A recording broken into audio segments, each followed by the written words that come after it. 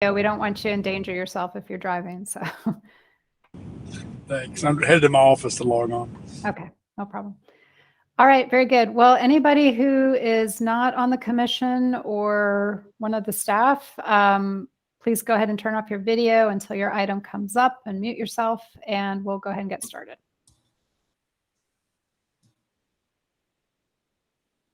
And I saw Avery walk by, so I think we're live. Okay.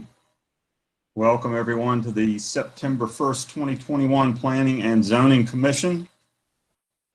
If you're already seeing this, then you're familiar with all of the ways to see it.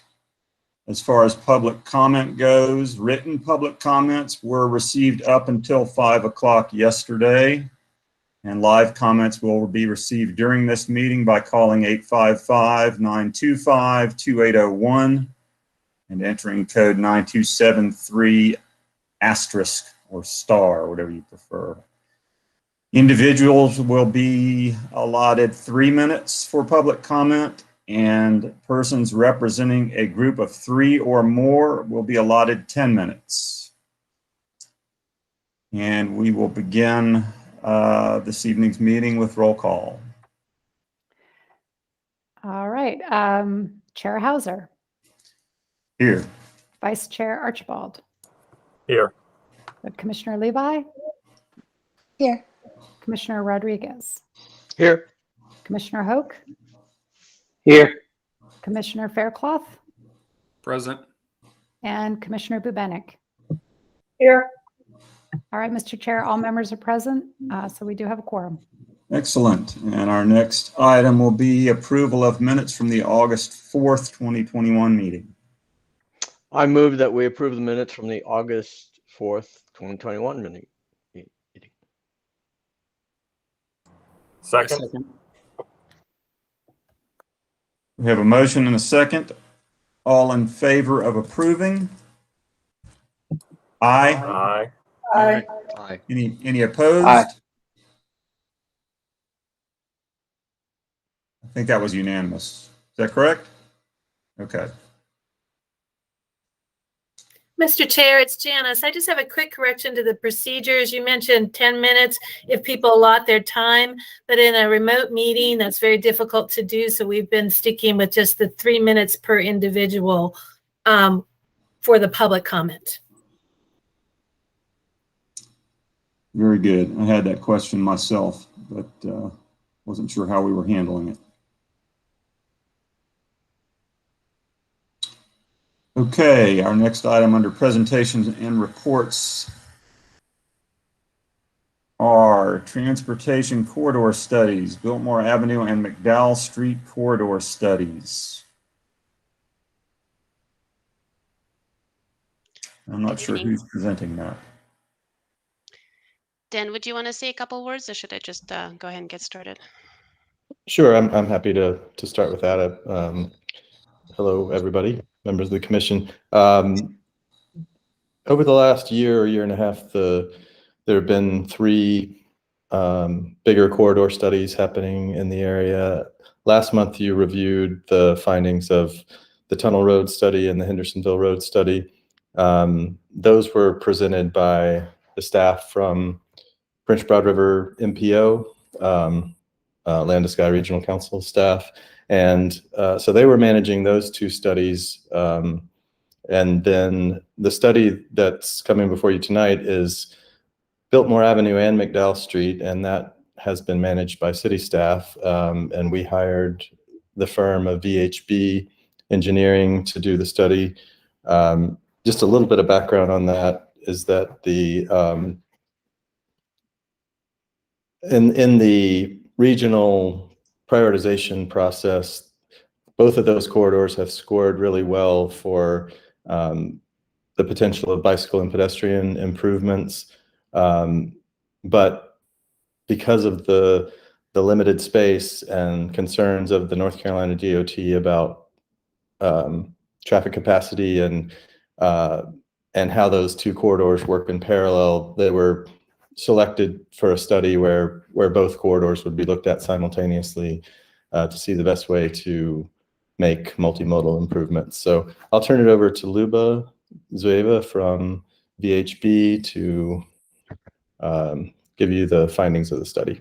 And Lula, before you get started, let me just introduce Dan. He is a member of the city's transportation staff, one of our transportation planners, and who's been obviously working on these corridor studies. I think Dan's been introduced to the commission before, but just in case we have members of the public watching, I just want to make sure we recognize and introduce him. So Thanks, Shannon. I appreciate that.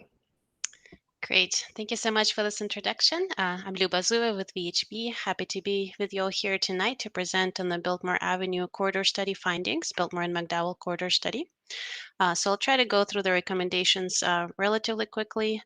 And of course, additional detail is available in the report online. Let's see. Technical challenges. All right, I think they're advancing. So to talk a little bit about the timeline, the impetus for the study originated in 2016 when Ash-1 Motion Transportation Master Plan was adopted. And at that point, there was a proposal for a road diet along Biltmore Avenue, and CTOT Congestion Management Unit took a look at some ideas for a quasi-couplet along Biltmore and Mcdowell, but they really thought that there needed to be a more detailed follow-up study. So the city applied for a grant from the MPO and got some funding. And so the study was started last fall, actually last summer, and we had some data collection and stakeholder interviews through the fall. We held a couple public meetings during the duration of the study in virtual format due to COVID.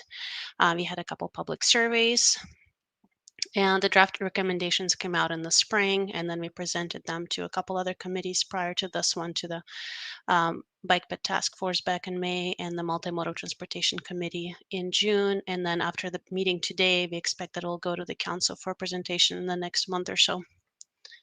So we're generally in wrapping up stages. As you all are aware, there's a number of concerns along Biltmore and Mcdowell corridors, the two corridors that connect between downtown Asheville and Biltmore Village. They serve a number of key destinations and activity centers, the region's hospital, Asheville High School, AB Tech. Of course, there's a lot of tourism traffic to downtown and Biltmore Village as well. And there's some issues with existing pedestrian bicycle conditions on the corridors. There's a lack of a continuous safe bicycling facility. And for pedestrians, a lot of times the conditions are substandard with narrow sidewalks, lack of green buffer strip. Some of the crossings are not quite up to standard, some ADA issues. There's also congestion issues along the corridor as well. And as you all probably know, those are, or as Dan has mentioned, those corridors are controlled by NCDOT. So if the city were to propose a solution or project to move forward, we would also need to coordinate with NCDOT on those improvements. Our recommendations for the study have been focused on 3 different themes or pillars. So we're calling them Connect the Neighborhoods, which is primarily focusing on pedestrian connectivity along and across those corridors. Bike the Biltmore to improve bicycling conditions along Biltmore and Mcdowell, and then also keep Biltmore moving. So that's to make sure that traffic congestion is kept in balance and that vehicles, especially emergency responders, can still get through those corridors.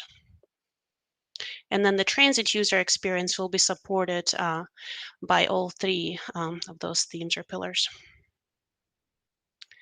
So I wanted to highlight some of the improvements recommended under the Keep Biltmore Moving theme first. So that's where the idea of rebalancing or partial road diet on one or both corridors has been put forward. And as already mentioned, there are some existing congestion concerns along the corridor, especially down at the southern end. If you're looking at the Biltmore Village, there's definitely some significant congestion concerns, and also at Biltmore Avenue and Meadow Road intersection. And of course, as already mentioned, key regional destinations. So sometimes there might be situations where multiple events are happening all at once. There might be multiple places that are trying to evacuate due to weather concerns. And so that can create some additional capacity constraints along those corridors.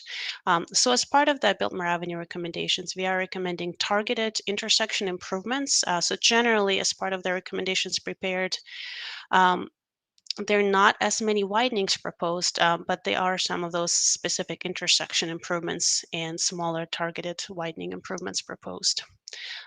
Full widening along both of those corridors was not recommended due to a number of constraints. Of course, historic structures at both northern and southern and throughout the corridor, cultural resources, the river crossing, the railroad crossing. So due to a number of those constraints, we did not think that would be very feasible to recommend a full widening for both of those corridors. So when looking at how to reallocate some of the roadway lane width along the two corridors, there were 3 alternatives considered. One of them is our Biltmore Avenue rebalance scenario, alternative A. The second one is focusing on Mcdowell Street for balancing lane width. And then the third alternative would combine both. So there'd be some travel lanes reallocated away from drivers and in support of active transportation modes along both Biltmore Avenue and Mcdowell Street.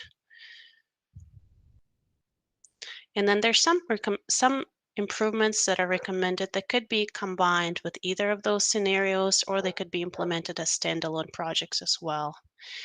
So we'd like to think of our recommendations as a menu of options for the city to implement rather than one or the other. They could be kind of a combination and a la carte addition of several different projects to implement.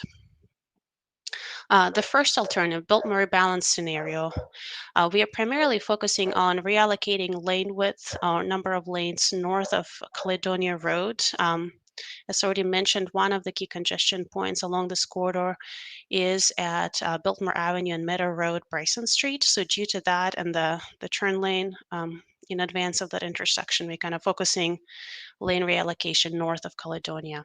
So in this situation, what the red arrows show is we would recommend keeping 2 lanes northbound, north of Caledonia to Hospital Drive, and then 1 lane northbound north of Hospital Drive to South Side.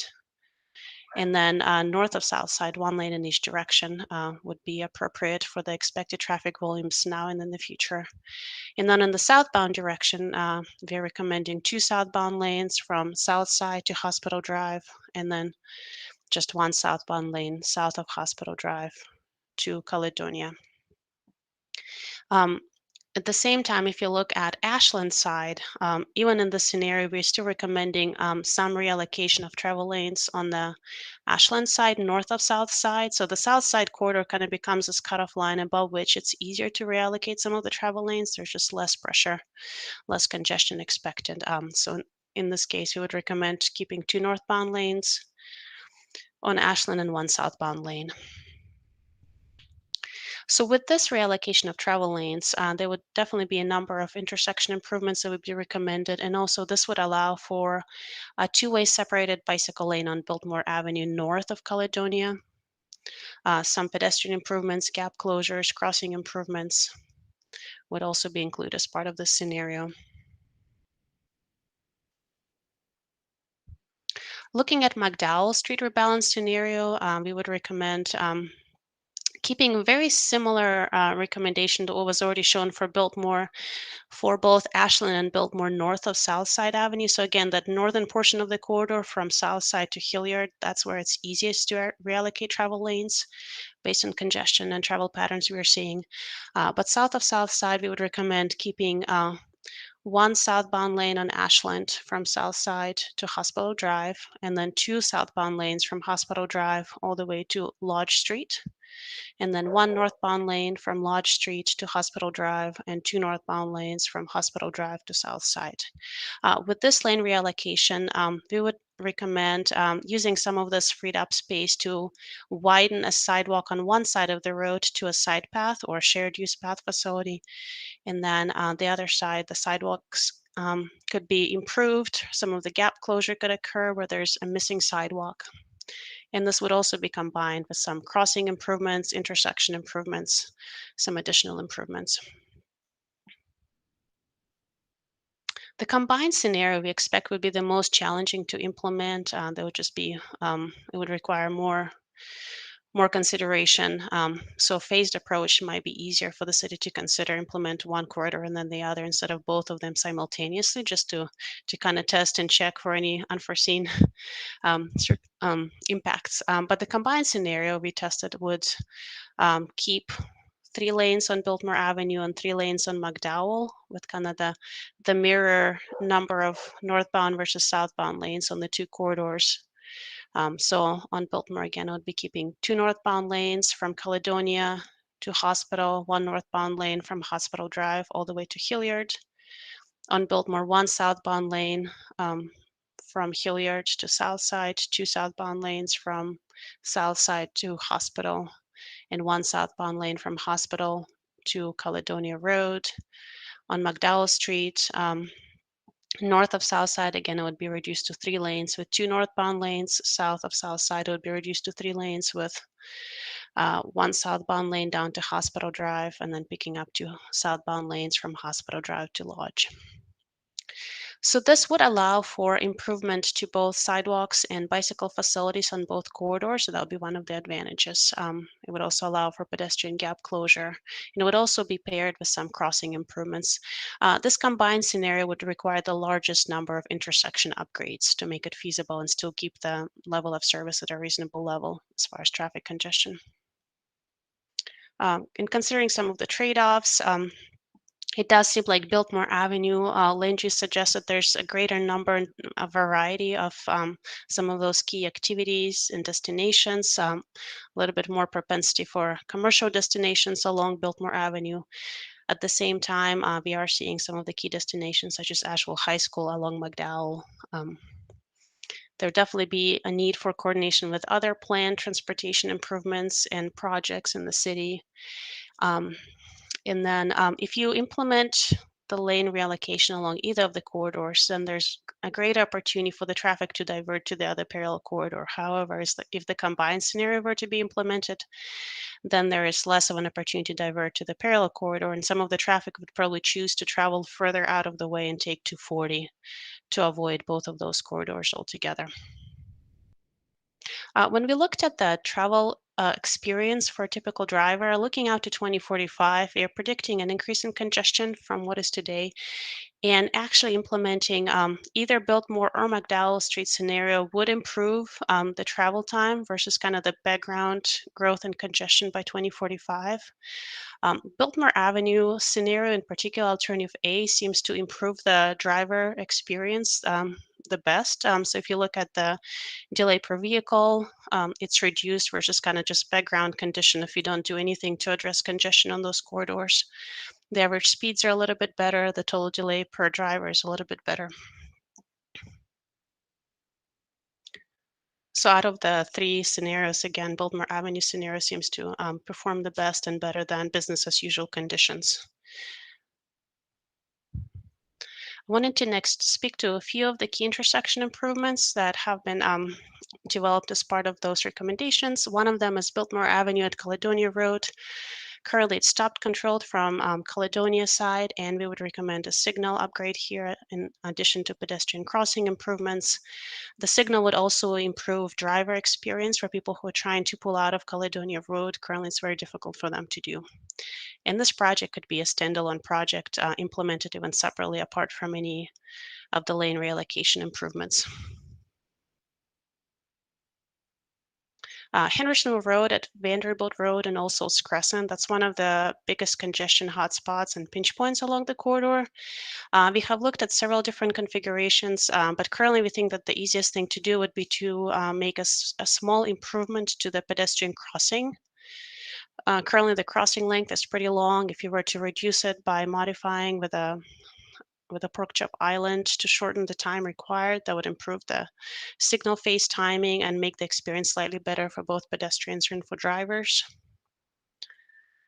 We would also recommend a widening. This is one of the few spots that we're actually recommending a widening outside of just adding a turn lane. So from about Lula Street to this intersection at All Souls Crescent. We recommend adding an additional northbound through lane. Currently, if somebody's trying to just continue north, in some cases they have to switch over a couple lanes because two of the lanes continue to the left onto Mcdowell side. And so adding this additional northbound through lane would help with the driver experience and expectancy. We would also recommend access management north of this intersection along Hendersonville Road corridor. There's a number of driveway entrances and exits that make the traffic pattern less safe and more chaotic.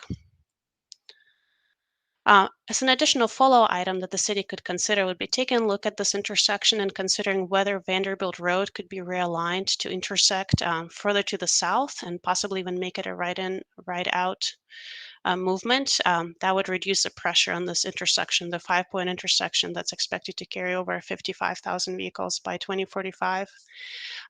But because there's a number of additional stakeholders involved here, you're looking at kind of additional major stakeholders, we would recommend this for a follow-up study. This is a pretty interesting intersection. So this additional realignment of Vanderbilt Road could be considered, but we did not do a more detailed analysis for this. Biltmore Avenue at Meadow Road and Bryson Street, as already mentioned, that's one of those other big bottlenecks and congestion hotspots along the corridor. So we're currently recommending a smaller improvement with an addition of eastbound right turn lane. That would be included as part of Biltmore Avenue reallocation as scenario A. However, that does not bring the level of service for drivers up to D, which is preferred by NCDOT standards.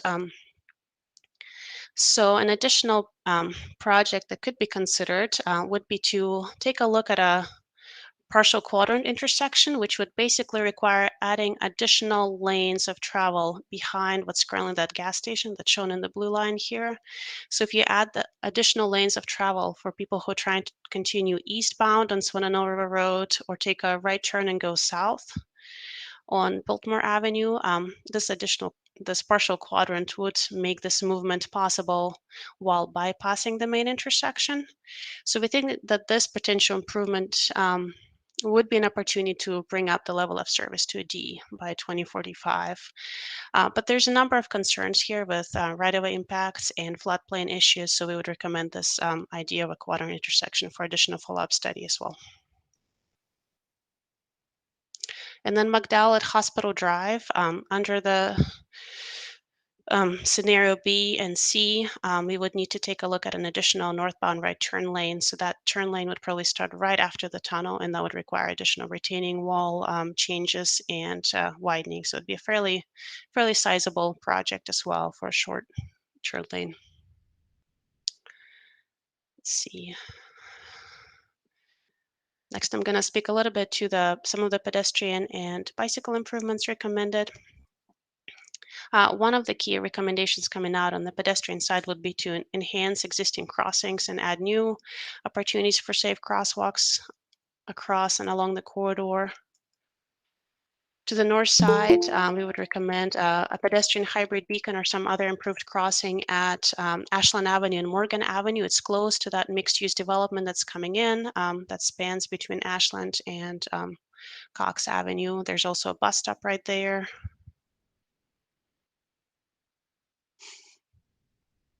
We would also recommend upgrades for crossings at Choctaw and Pfeiffer.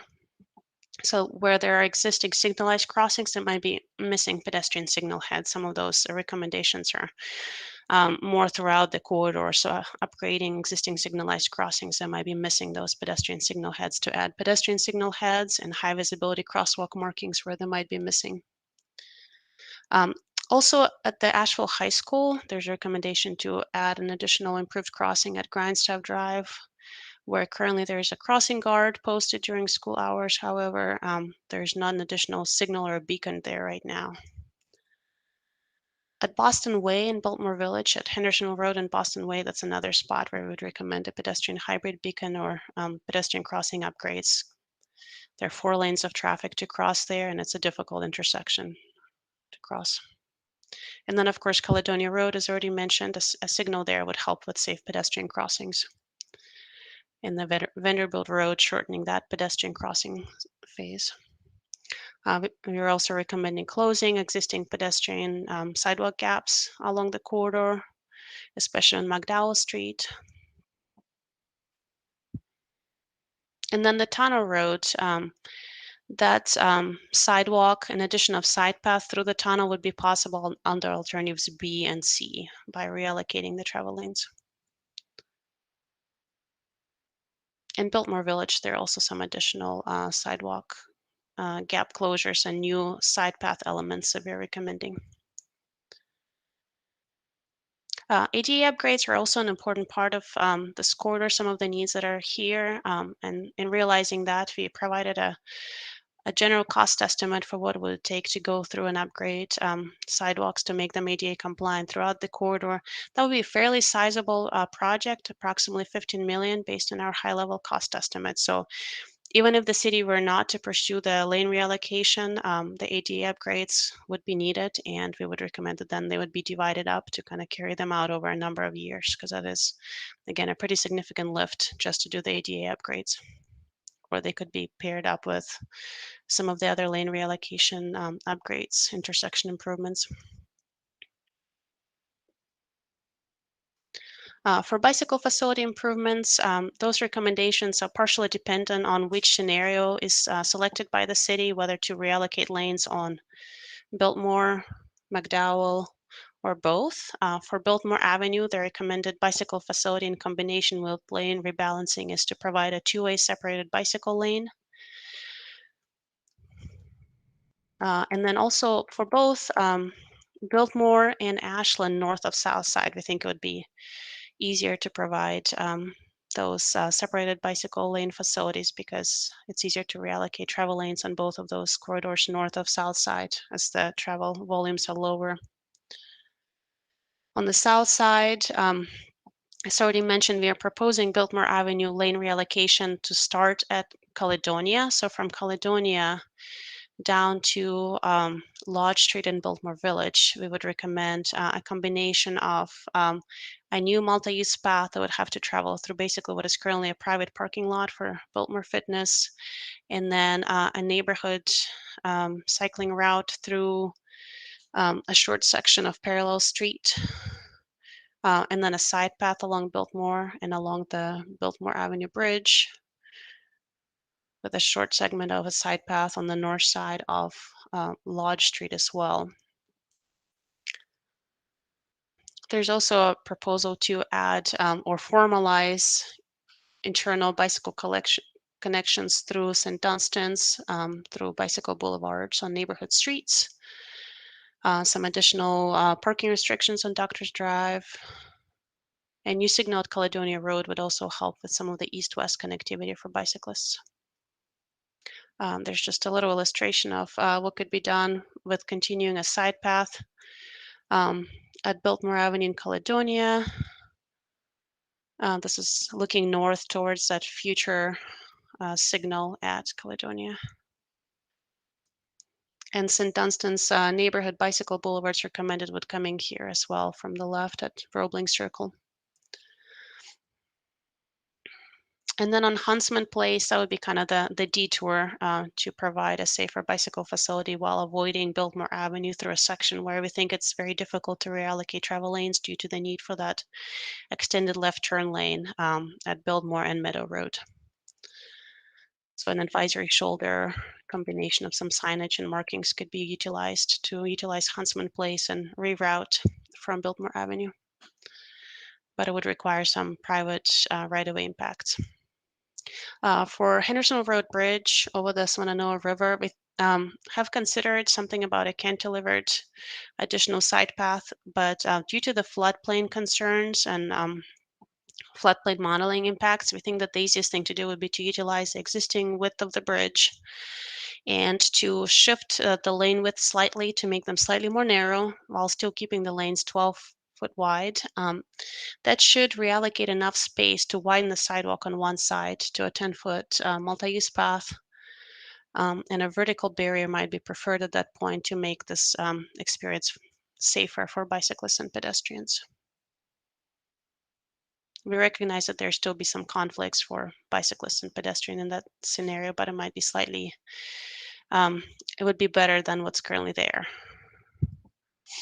And then Mcdowell Street Tunnel, under alternatives B and C, again, that would be a proposal for a side path on one side and a sidewalk on the other side.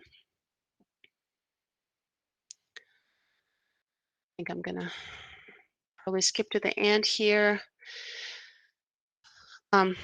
Mentions about the transit user experience. So with improved pedestrian crossings, we think that that would help transit users trying to get to the bus stop safely. And then where we are proposing a separated bicycle lane, the bus stops could be configured to load from the separated bike lane, kind of combined bus stop and bike lane space.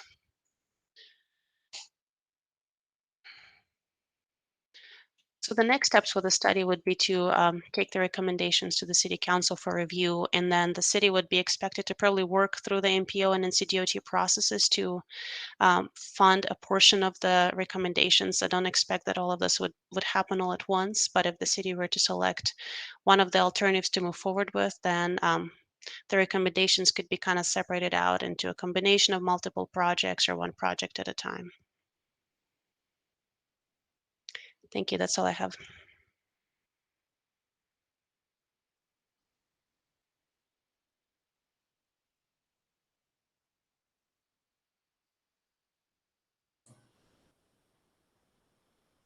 Any additional comments from Dan?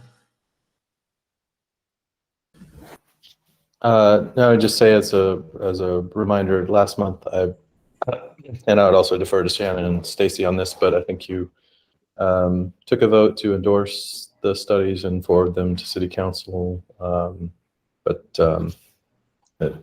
So I just recommend following whatever process you followed for those studies. I did have a couple of questions or comments. Were there any pedestrian or bicycle counts that were used or taken during this study?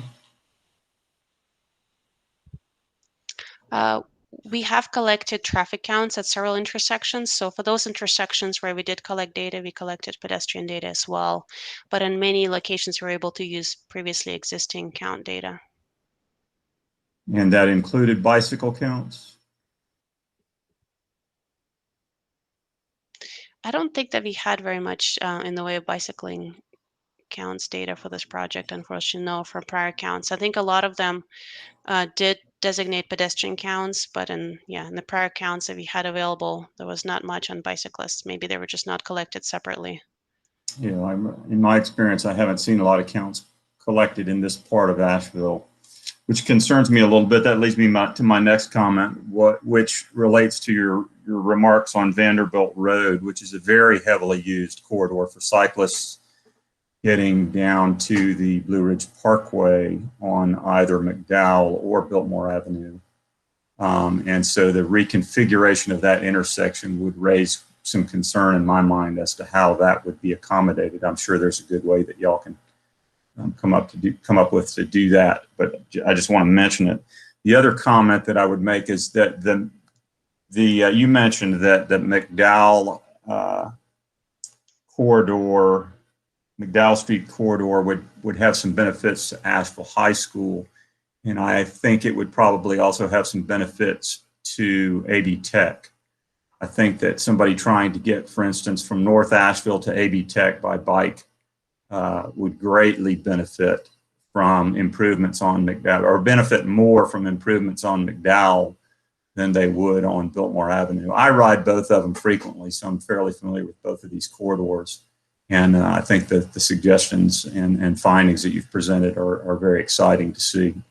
So, any comments from any other commissioners? I'd like to make a few comments. Thank you, Luba and Dan, for doing this presentation. I saw this back in June when they presented to Multimodal Commission, and thought it was great then. There's a lot of great ideas in here. I think the combined scenario would be wonderful. Obviously, it's a pretty huge lift, but being able to have that kind of reallocation and essentially use Hospital Drive as kind of a crossover street, essentially, whether it's northbound or southbound. I think I remember, Luba, you may remember this. There was someone else from your firm when they did when you presented the multimodal. I want to say it was less than 1 minute to go from like Biltmore Village all the way around on 240 to downtown versus going straight up Biltmore Avenue. So when I heard that, and again, I may not be correct on the time, but when I heard that, it was basically like, who cares if we constrict Biltmore and Mcdowell? So what? Like that little bit of time is just not, you know, to me, the benefits of everything that could happen for bike pedestrian far outweigh that little bit of, you know, time difference for cars to go around. So, you know, I think it's great. I think it's great as a, you know, kind of initial concept. And I certainly would be in favor of, you know, making a motion to move this forward if there's no other comment. Thank you, Joe. I'm sorry, I don't remember the time delay. Don Bryson with our team was at the last presentation, but looking at the delay in seconds here, certainly we're not talking about a huge delay for drivers.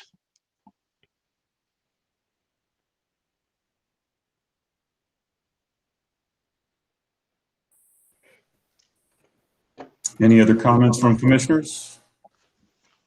Yes, I had that one comment about the traffic intersection on Caledonia and Biltmore. Was it any accident reports, or for a traffic light? I'm sure that you would.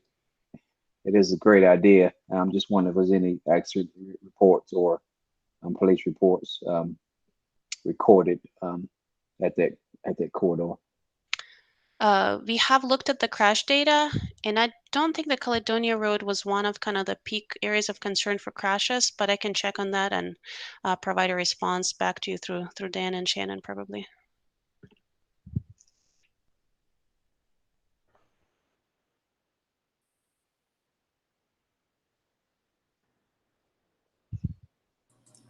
Okay, seeing no other comments, Mr. Archibald, would you like to make a motion? I would like to make a motion to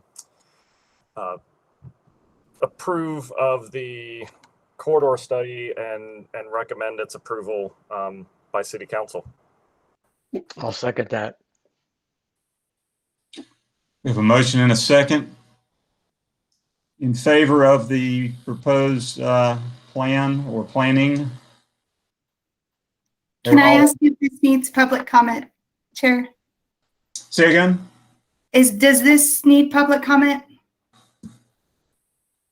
It's not a public hearing. Okay, so we don't need to open it for that? No. Okay, sorry. I think in this case, it's a recommendation to council. Okay, I just want to make sure we're all flowing good. I appreciate that. Thank you. Sorry, thanks. Okay, we have a motion and a second to recommend the study in favor to council. All those in favor, please say aye. Aye. Any opposed? Motion passes unanimously. Thank you, Luba. Thank you, Dan. We appreciate your work. Thank you. Thank you, everyone. Moving on to our first legislative public hearing. We have a request to conditionally rezone the property located at 120 Charlotte Street, formerly 130 Charlotte Street, from Community Business 1 to Commercial Expansion Conditional Zone. Properties identified as PIN number 9649537348 in the Buncombe County Tax Record. The property owner is 22 Charlotte Holding LLC, and the contact is Payne Cassinger. If I mispronounced that, I apologize. Planner coordinating the review is Shannon Tuck. Ms. Tuck. Thank you, Mr. Chair, members of the commission. As Tony has indicated, this first item under your public hearings is a conditional zoning request for the property located at 130 Charlotte Street. And so just to head off any potential confusion, we titled the project 120 Charlotte Street. The current address is 130, but we are recommending that the address be readdressed for this project. So we're referring to the project as the project title is 120 Charlotte Street, but the current address is 130 Charlotte Street. So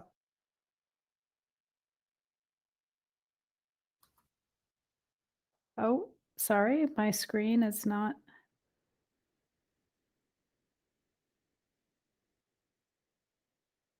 For some reason, it's not advancing. My slides aren't advancing. So let me try again.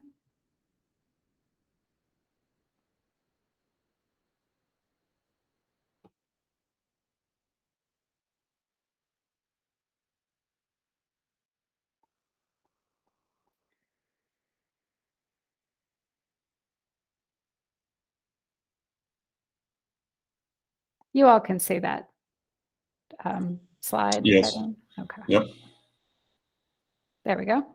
All right. So today, that property is located, as I mentioned, at 130 Charlotte Street. 130 Charlotte Street is located at the northeast corner of the Charlotte Street, East Chestnut Street intersection, and you can see the property there highlighted in red. Northwest. Oh, I'm sorry. Did I say northeast? Yes, northwest corner. Thank you. The subject property is approximately 2.3, 2.4 acres, somewhere in that neighborhood, and is currently zoned Community Business 1.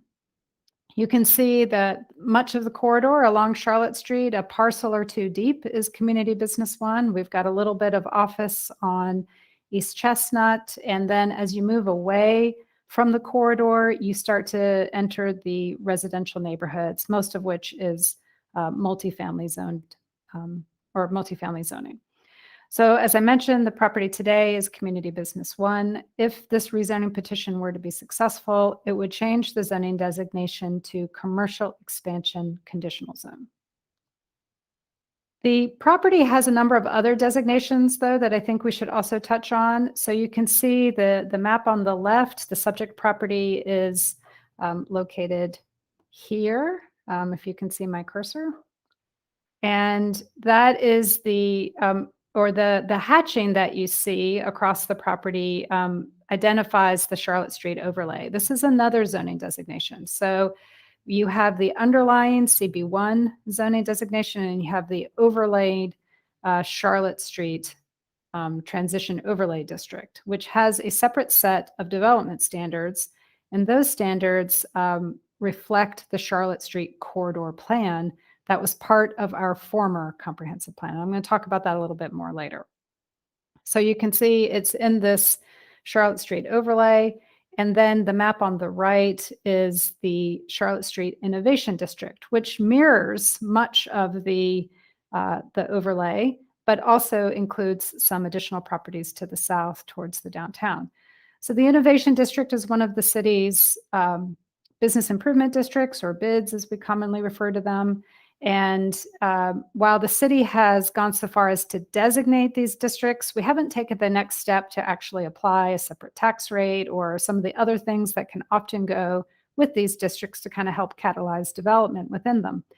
However, I think it's valuable to notice that the property is in this district, because I think, the purpose of having an improvement district is to kind of funnel additional resources where you expect urbanization or urban growth. So this is definitely an area identified for growth. Now this map is pulled out a little bit farther, so the scale is different. The subject property is here. If you see my screen, kind of right in the middle. And the outline that you see here is the Chestnut Hills National Historic District. So this is one of Asheville's many national historic districts. And just to clarify, it's not a local historic district like you commonly hear people talk about Montfort or Albemarle Park or St. Dunstan's. Those are our local districts. Projects in the local districts have to go through another layer of review and are reviewed for compliance with specific historic district guidelines that are established for that district. National districts don't go that far. It is a historic district. It's every bit as historic as the local districts, but new projects do not have to go through a review by the Historic Resources Commission, and we don't have a separate set of guidelines for those. But it's worth noting again that the property is located within a historic district. Another designation is found in the city's future land use map. The future land use map is part of the city's current comprehensive plan, and it identifies what we anticipate these properties to be in the future. So this designation for this property is traditional corridor. Traditional corridor is described as a district or an area that you would have sort of a main street kind of feel. So we're talking about multiple stories, a mix of uses that is very pedestrian oriented, and that can support multimodal access to the properties. So when I get into the description of the property further, you'll understand, but our position is that the project is consistent with that description, so therefore a change to the future land use map would not be required.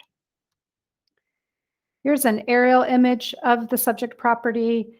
You can see that it is currently developed with a building sort of right in the center and is surrounded by surface parking. If you're familiar with Charlotte Street or North Asheville, most of us will recognize this as the current Fuddruckers or the former Fuddruckers restaurant property. The restaurant building is still in place. However, the business is closed, so the building is currently vacant. And the new project would require demolition of the structure. However, this structure is not a contributing historic structure. So it would not, the demolition of such would not have an impact on the historic district's designation or status. So moving on to the site plan, the proposed site plan for the project, you can see that it is, it occupies much of that 2.3 acres. The building is a 3 to 5 story building, depending on which part of the building you're looking at, and it is approximately 167,000 square feet. Within that square footage, we have 186 dwelling units, 20% of which will be set aside as affordable based on the city's standards for affordability. And we will have approximately 7,000 square feet of street level non-residential space. 4,500 square feet of that is designated as retail or other kind of service uses that would help support the community. And then you have about another 2,500 square feet or so of office or leasing space for the apartments, or possibly some community or amenity space for the residents. In addition, this project meets its off-street parking requirement by providing structured parking at 231 spaces that is spread across 2 different parking levels that are below or underground below the structure. In addition, we have 7 on-street spaces that are proposed along East Chestnut, along this portion of this site, so that more western portion of East Chestnut.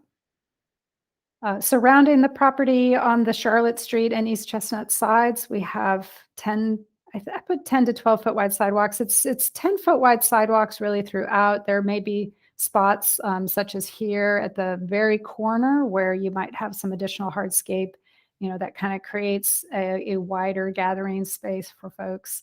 And then we have a 5 to 8.5 or 9 foot wide planting strip located on Charlotte Street and East Chestnut. So the planting strip on Charlotte Street is called out at 5 feet. On East Chestnut, this portion of the planting strip is 9 feet. So we think this is better for tree health. There is a portion where we have the on-street parking on East Chestnut, where the trees will either be in little bump outs like is shown on this rendering, or possibly in tree grates along the sidewalk, as we typically see in a more urban condition.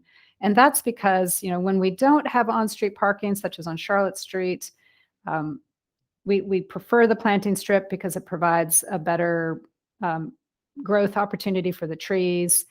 But where we have on-street parking directly adjacent, having the sidewalk come up to the edge is preferable, so that as traffic, people get out of their cars and they walk across. You know, if you had a tree island, people would just be tromping across the roots of the trees. So this is the preferred form in that scenario. In addition to the sidewalk, the applicant has agreed to adding a transit shelter. We currently have a transit stop with a bench close to the intersection of Charlotte Street and East Chestnut on Charlotte Street. The applicant has agreed to obviously retain that stop and then add a transit shelter to support the residents. So the street cross sections, we covered this a little bit as I went over the site plan, but just to give you a little bit of another view to kind of understand, we like to look at these street cross sections to kind of understand the relationship of the building to the public realm and what that pedestrian environment is like. So street section A is the Charlotte Street, and this would be a view looking north. So you have the building facade on your left. There's a approximately 5 foot or so foundation planting area, so probably low growing plant material, a 10-foot wide sidewalk, and then we have that 5-foot planting strip that is adjacent to the Charlotte Street road corridor. I just realized this street section is slightly inaccurate in that actually we have the bike lane here, and then we have our 3 travel lanes. So you can see that that's a pretty healthy pedestrian oriented cross section. Street section B, so this is the Chestnut Street side. So this would be looking east. And you, again, building facade on the left. Here's where you have that different condition where you have the 10-foot wide sidewalk, and either we will have a street tree in that 10-foot wide sidewalk and a grate, or you're going to have a little bump out like you saw in that rendering where the tree is in the island, and then you have on-street parking behind it. This is a narrower road, so even if the tree gets slid over to that sidewalk, you're still going to have pretty good tree canopy across the driving surface. Moving on to the building elevations, this first elevation is the east elevation or the Charlotte Street side. You can see here, this is probably the more prominent side. It's probably what we would refer to as the front, although for buildings that sit on a corner, we often think of them as having 2 fronts. But this is the probably the more active side. So you can see that depending on where you're standing, the building is anywhere from 3 stories to 5 stories. So down here at the corner, you've got a tall first ground level retail, first story, and then 2 typical stories above. That taller ground level converts into 2 stories as you move away from the commercial space. So it allows you to kind of convert that taller ground level into 2 standard levels back to some more ground level fenestration that has your leasing office or your community space with 3 levels above, and then back to 4. And then here's 5 stories. But you can see that the height of those 2 taller sections is the same, even though one is 4 stories and one is 5 stories. And it's because you have on one section that taller retail or ground level, and then you have in the other section the 2 stories. You saw a very similar condition like this with the 159 Riverside Drive project some time ago, a couple months ago. Very similar, where a portion of the building is a tall taller first story or second story, and then as you move to a different section of the building, that becomes 2 stories. So similar. Overall height is still pretty comfortable. I think it's just under 52 feet in height. It's really probably, as the city measures height, even less, maybe more like 49 feet, because we measure to the ceiling of the highest occupiable level. This measurement, that 59-foot height measurement, or whatever it was, 53, goes to the top of the parapet. So that's the tallest, in terms of visual impact, that's the tallest elevation. Turning the corner on East Chestnut, again, starting at the corner, you've got that 3-story piece, and then that transitions to 4 stories or 5 stories, depending on where you are. Actually, I think it's 4 stories. Yeah, it doesn't ever get taller than 4 stories on this facade. So, and you can see that the elevation drops. So as the project moves deeper into the neighborhood, further west on East Chestnut, the overall size of the building comes down, and the tallest part starts to drop until you get to be 3 stories, where you're adjacent to either the offices that are converted residences or some of the residential uses that are in the rear. I want to also point out the entrance to the parking garage is here on East Chestnut. The applicant had originally proposed this, and it was reviewed in TRC where that garage was actually on Charlotte Street. That elicited some concerns. One, because we really are trying to maintain the best possible pedestrian and bike experience on Charlotte Street. So we didn't necessarily want to have that cut or that potential conflict with that parking garage, but also because the city's road diet on Charlotte Street created that middle turn lane. And the traffic impact study for this project, I recommended that we convert a portion of that turn lane to be a left turn only into the garage. And there was some concern, particularly as the area continues to build out and we add more traffic to our streets, that we could start to run into conflict with that left turn movement and left turn movements for people who are southbound.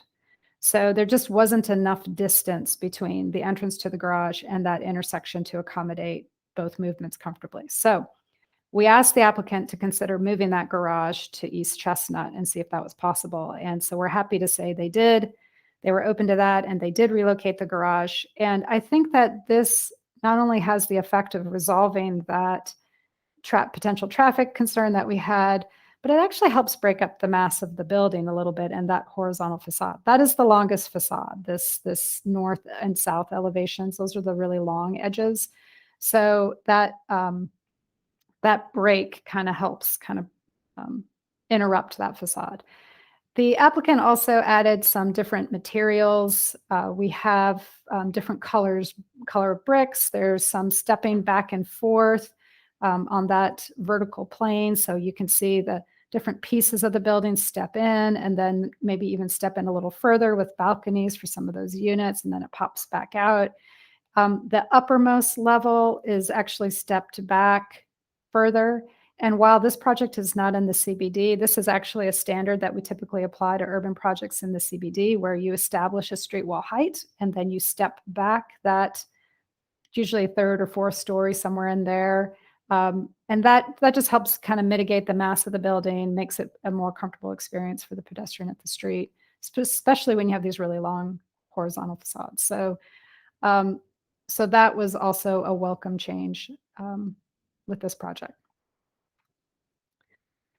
Then moving around the building, here's the west elevation. So this is what we would probably call the back of the building against those offices and possibly some other residences.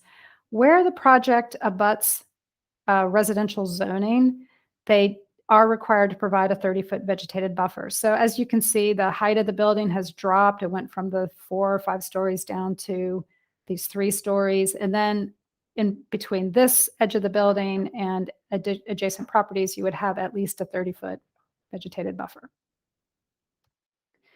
And then that other long facade is the south elevation. And this is the side that's adjacent to Taco Temple, if you're familiar with that business, and some of those other businesses on Broad Street. And again, you see how the elevation changes and the building kind of drops in scale.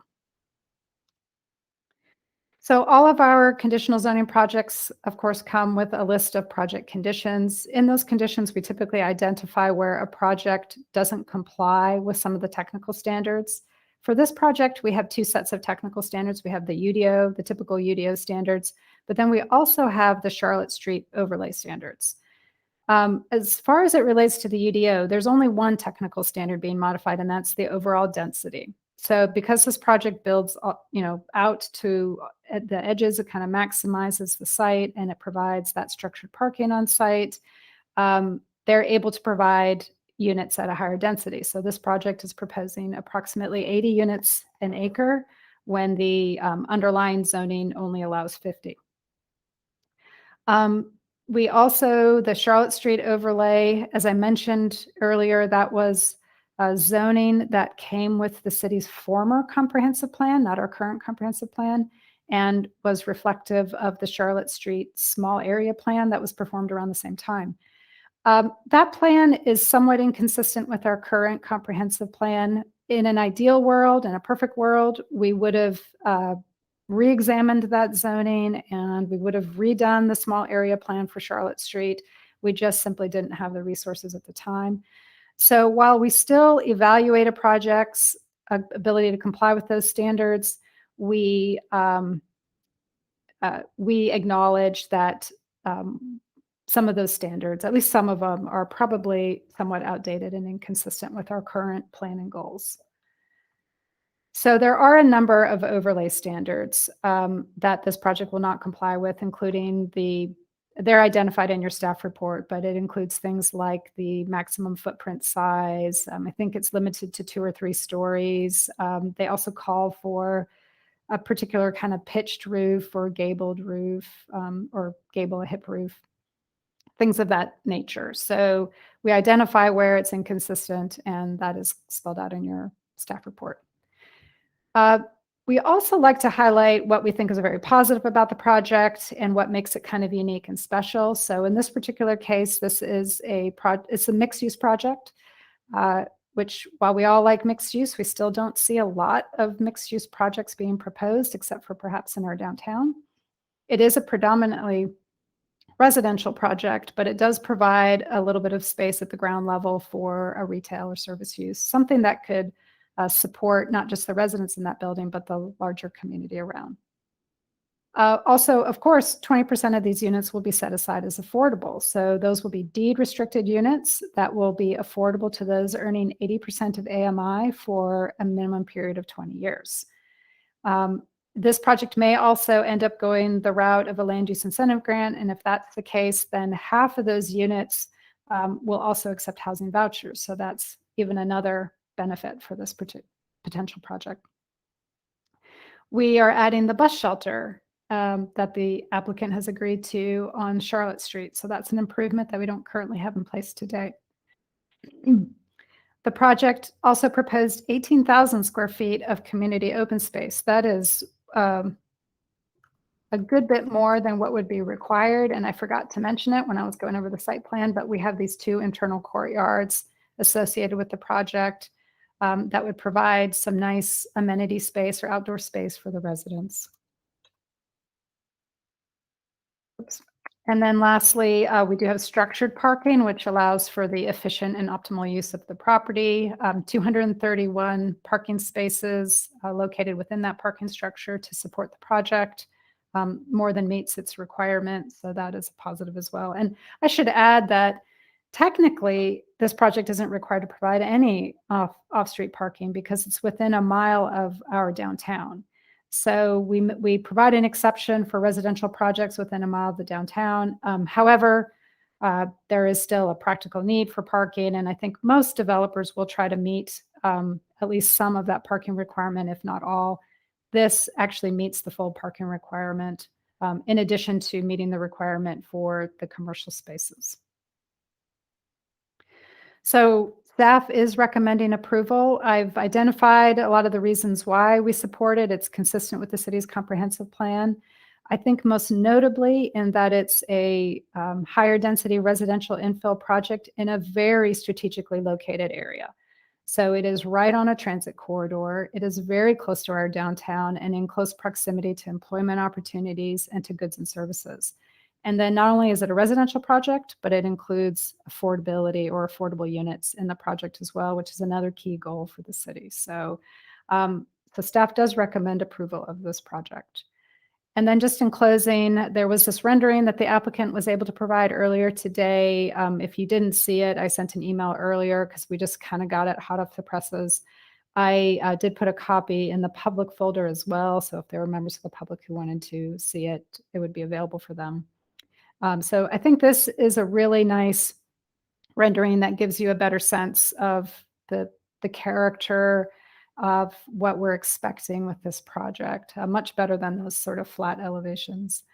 And with that, I will conclude my introduction. I'd be happy to answer any questions. Otherwise, the applicant and their team are on the line. They may have some additional information to share. I have a couple of quick questions on the parking. Although it's not required, does the 231 spaces does that meet the minimum, the maximum, or something in between? It's something in between. It's towards the minimum, though. So it's not. There isn't a lot of excess parking. So if you were to eliminate, you said there were 7 spaces that were on East Chestnut. Mm-hmm. There's a loading area and 7 spaces. Is that correct? That is correct. Okay. I guess on the plan I'm looking at, there are only 6. So if you eliminated those 6 spaces, that would not cause them to fall below a minimum. It wouldn't. Okay. Any other comments or questions from the commission before we open up to the applicant? I have one if no one else does. Shannon, you said something about if it went for a Luigi grant, they would be required to have some of them, those affordable units would take vouchers. In the B1 conditions, it's already stating that half of them take vouchers anyway. So I'm going to presume that because it's in the conditions, I shouldn't say B1, it's in the conditions, so that's part of it, period. Right. It's being proposed right now because that is our expectation. If something changes along the way and the land use incentive grant comes off, that is a requirement of the land use incentive grant. So we like to kind of spell it out in the conditions. It's not necessarily a requirement of a conditional zoning. So it would be up to the applicant at that point to decide if they wanted to offer those or not. But anticipating that this will at least go before council requesting a land use incentive grant, we went ahead and included them. Okay. 2 other quick questions, and I'm just going to pose them here, and certainly the applicant, they're kind of questions for the applicant as well, but one of them came up in the TRC dumpster location and the access for that. And then I know you mentioned that they were going to upgrade the transit stop. I see it here in the rendering, but I don't see it noted on the site plan anywhere. I'm glad at least it's showing up on the rendering because that's exactly where it is right now. So again, just wanting to make sure that gets put in there. Yeah, and I can actually answer that. So as far as the dumpster pickup, so we subsequently, after TRC, we just talked it over with the applicant, and so we got more information.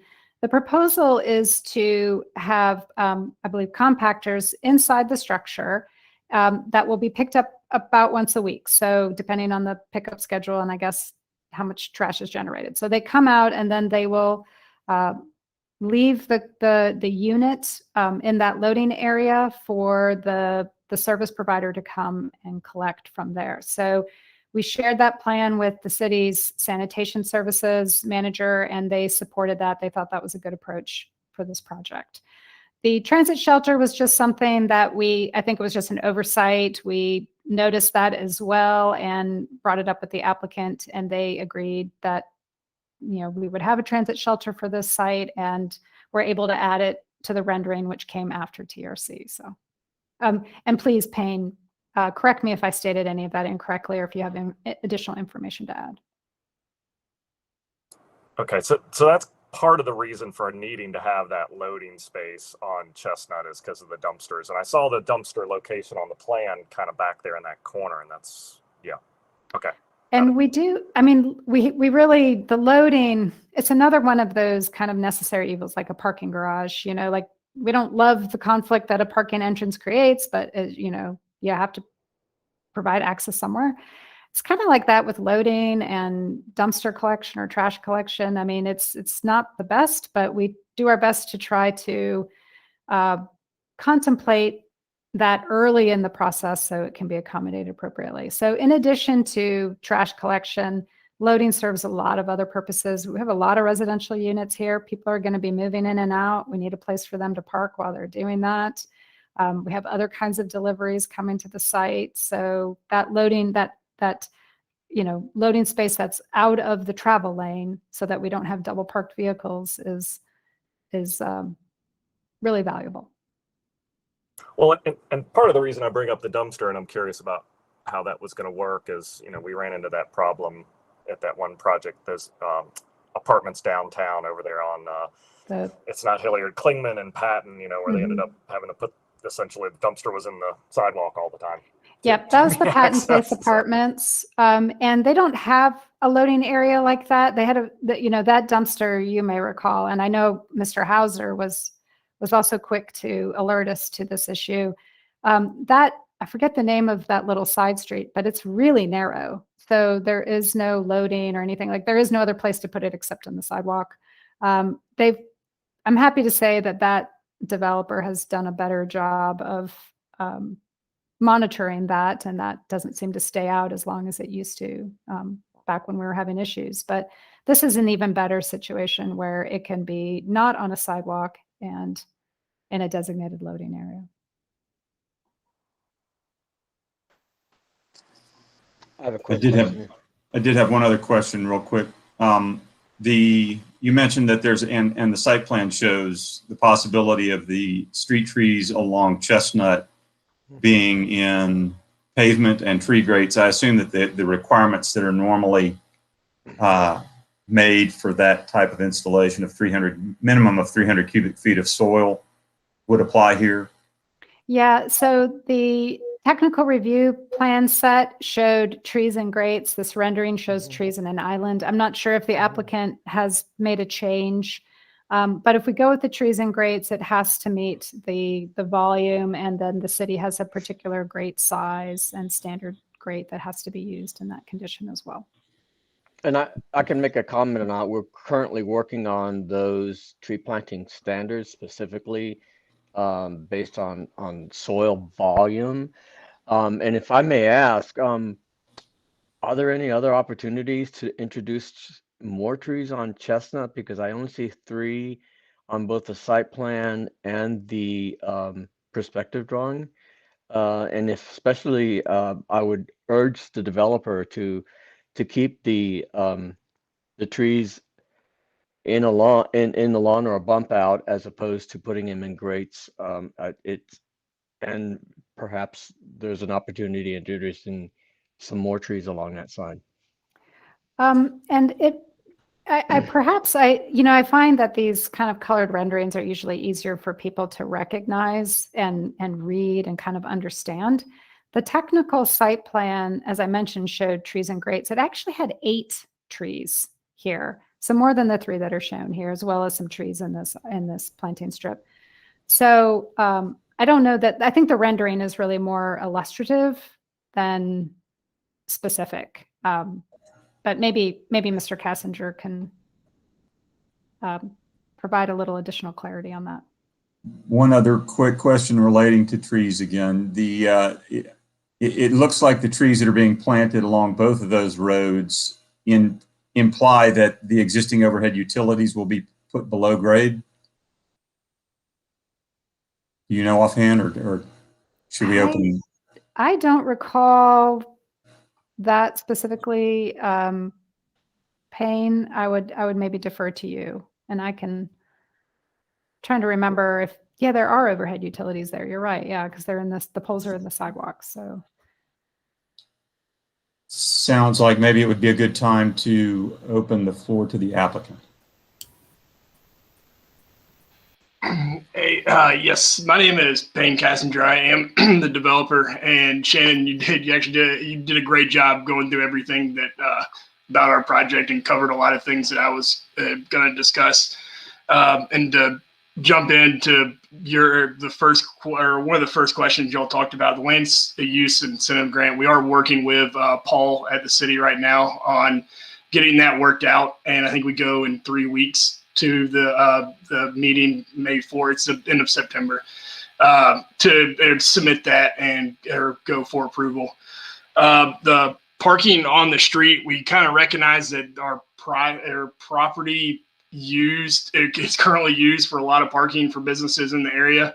So we were trying to recognize that and I think through the whole process, we were upfront and trying to keep the parking spots on the street just so we can provide parking for the businesses that if this project goes forward, we'll lose parking. And that brings into some of the poles that you just discussed. So there are poles that are shown on the plan, and I think they're on this site plan that's on the screen currently. They are they're little dots. There's an orange dot and some blue dots. And yes, we would need to meet with Duke about moving poles, putting them underground. That would correspond with having to look at the intersection as well, and having the traffic lights are redone to a certain way, because right now the traffic lights are on those said poles. And I believe there's a transformer pole in one of these that would be on the sidewalk that we need to figure out how to move the transformer to a better location, or the pole to a better location, or put it underground. So yes, that is currently getting discussed with us, and we would work with Duke on trying to make that happen for our project. I know the trash is shown inside the building, and yes, we'd have the loading zone right there on Chestnut Street. And how we have it right now, it would be a compactor inside the building. The trash would be compacted internally. We would put it in rollaway bins, and the trash service would only roll them out to empty the trash and then roll them back into the trash area. So there would not be trash on the street at any point in time, other than when it is rolled out at the time the truck is there to dispose of it.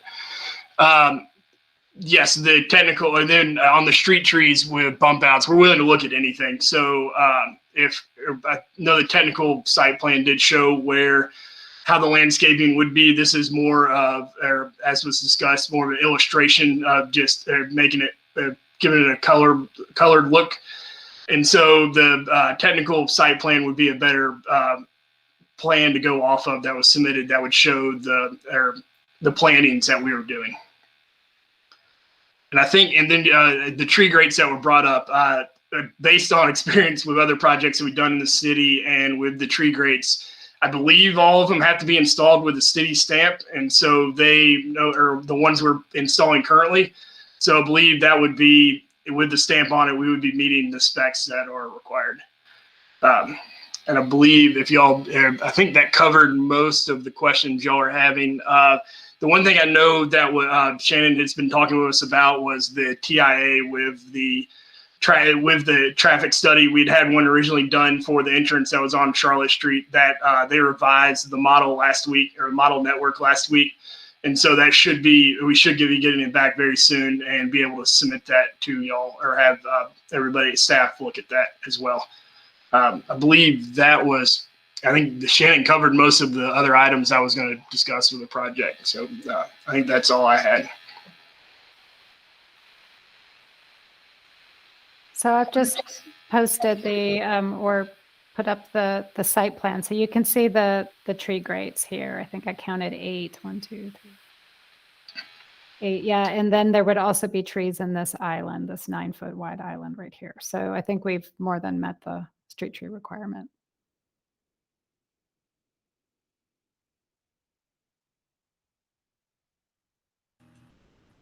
Comments or questions from the commissioners?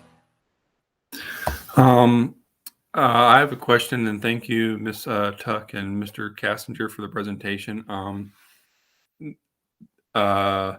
Cassinger did describe how there was going to be a compactor on site, and the trash would just be rolled out as needed per their schedule. My question is a little more general. Is there screening requirements for a dumpster or for HVAC units or other transformers or other utility type things that I need to be aware of? So we would require normally screening of dumpsters, but there really isn't your traditional dumpster in this particular case. The compactor is located inside the building, and then they roll out bins. And then when the bins are emptied, they just roll back in. So we wouldn't have, I mean, their screening is their building. They're putting those receptacles inside the building.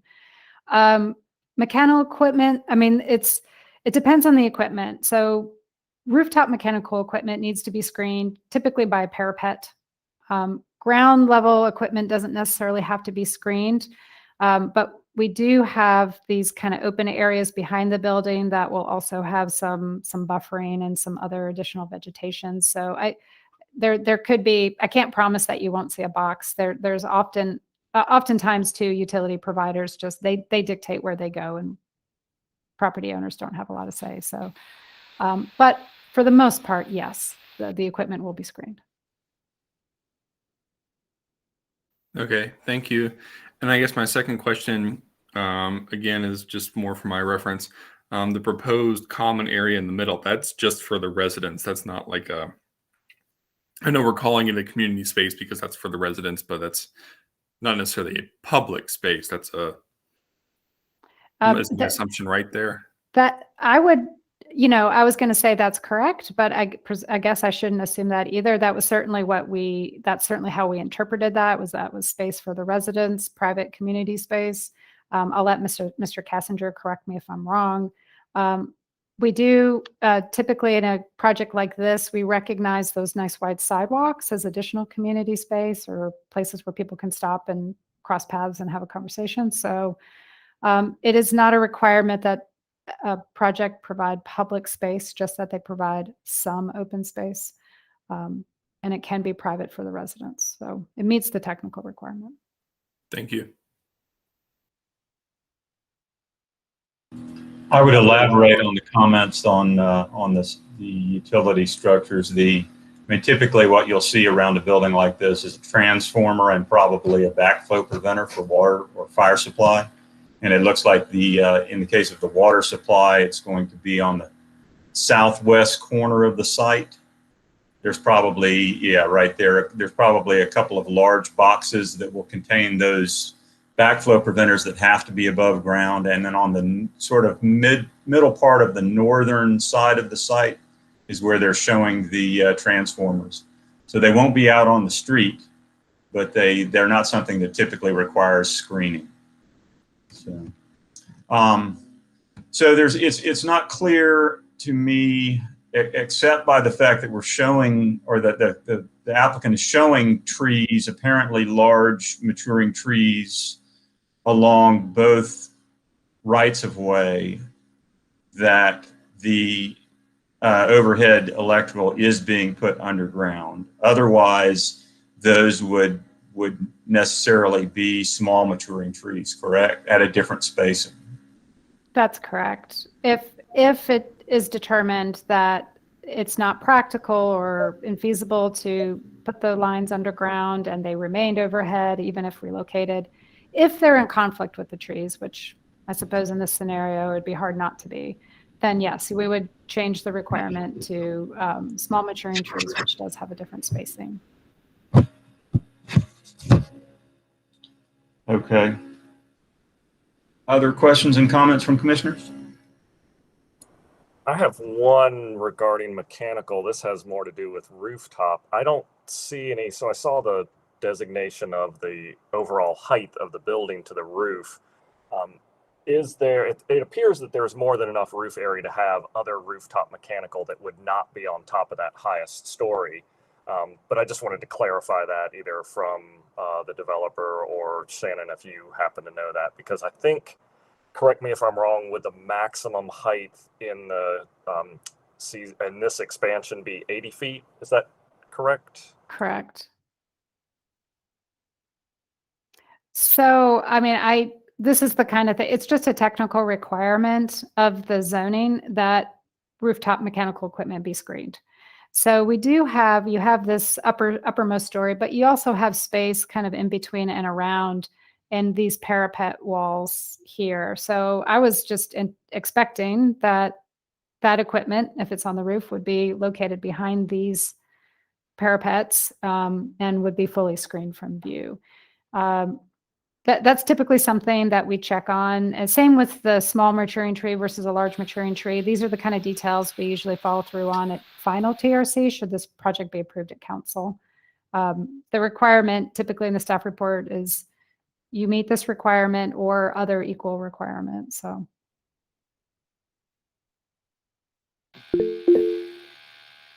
Yeah, that was kind of my thinking, is there was plenty of other rooftop area. It was more just are we talking 52 and then we're going to have another, whatever, 10 feet of mechanical sitting on top of that 52 kind of thing. So it doesn't appear that way. So this is Payne. You are correct. It would not be. It would be hidden behind the top floor, and it would be hidden for the most part. And so that's typically how we do it. And there. Thanks.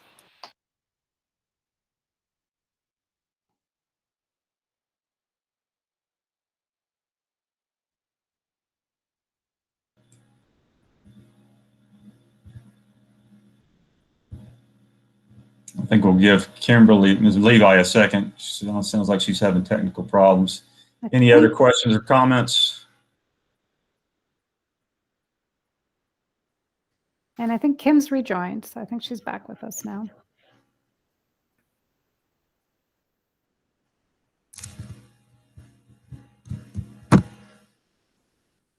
I'm going to, seeing nobody else making any questions or comments at this point, I'm going to step back to my question about the on-street parking. If that parallel parking is allowed and is constructed, does that end up being something that the city ends up owning and metering and maintaining? The city, it would be public parking. So we do allow, if you create on-street parking where it didn't previously exist, the UDO does allow you to account a portion of that parking towards your off-street parking requirement, but it's still public parking. And the thinking behind that is if you create it and it's directly adjacent to your building, and it could be true in this case as well, that even at those public parking, visitors to that site will likely use that parking and not use one of the dedicated spaces, or they may use it and not use it. So we allow them to count it at a portion of it. I can't remember if it's a third or 20%.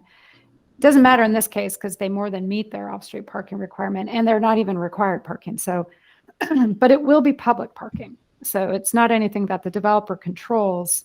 It's something that the city would manage. It's not metered in this location of the city, but it would be striped and maintained as public parking. Could potentially be metered. Potentially it could be. Sure, just like anywhere else in the city. And is there any requirement for buffering in this case? There is. I can go back and share my screen if you like. And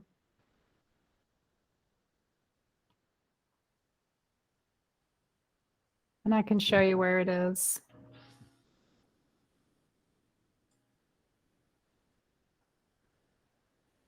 So there are both some setback requirements and buffering requirements. So the buffer is really only required in this kind of northwest corner where it's adjacent to residential zoning. I'm sorry, my question was still related to the parallel parking. Oh, I'm sorry. Buffering of parallel parking? Yes. So for instance, when somebody pulls in there and parks and they swing their door open and a cyclist is riding by, they don't get taken out. Oh, I gotcha. I am not clear on that. I think that would be something our transportation staff would customarily look at. And they did review this project at TRC, and this has not changed since TRC. This isn't a new addition. So they didn't mention any problems. So I think it meets their standard.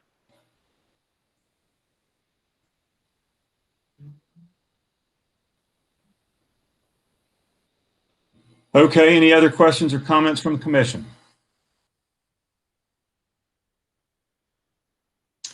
Seeing none, we will open for public comment at 6:28. We do not have any callers on the line.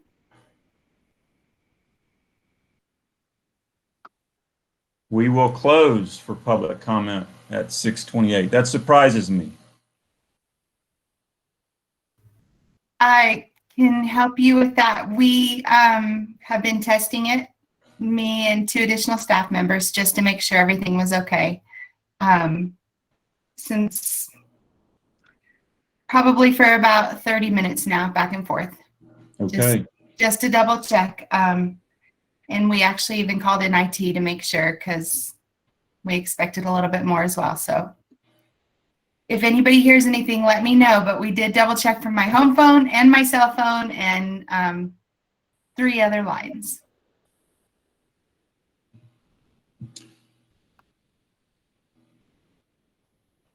Further discussion? Do you notice if there are people listening, but not in the caller queue? Yeah, we do have one person who's been listening since 5:07. They never switched over to the queue. I kind of have been watching for that.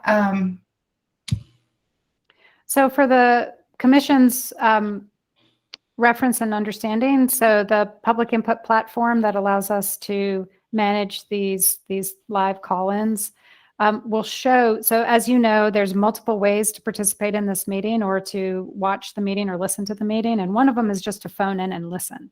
So the public input platform lets us see who's called in and is listening. So we just see their phone number. So we know that, at any point in time, there's 3 people listening or 5 people listening.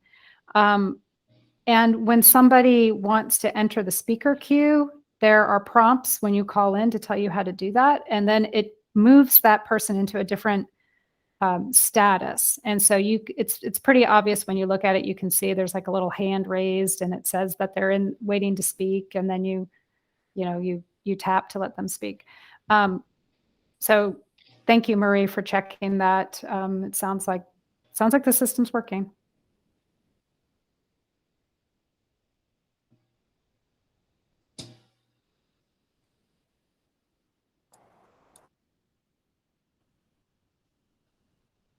No further discussion. I'd like to make a couple comments if nobody else has anything. One, I'm absolutely shocked that there is no public comment, and we had 0, as I recall, 0 letters or any public comment on this when the project across the street generated a enormous amount of public comment. And I'm just going to run some numbers by. So this project has 186 units on a little over 2 acres, which I think hits the maximum of almost 80 units per acre. Is it 52 feet, 4 to 5 stories. Project across the street was 181 units on 6 acres and maybe 5 feet taller. Yeah, kind of shocking. I would say that, generally, I think the project is great. I would say I'm somewhat disappointed that it's a donut that doesn't have any penetrations. There's a parking deck, parking garage door. That's kind of it. It's a wall on 4 sides. It's architecturally it's not very exciting. That kind of bothers me.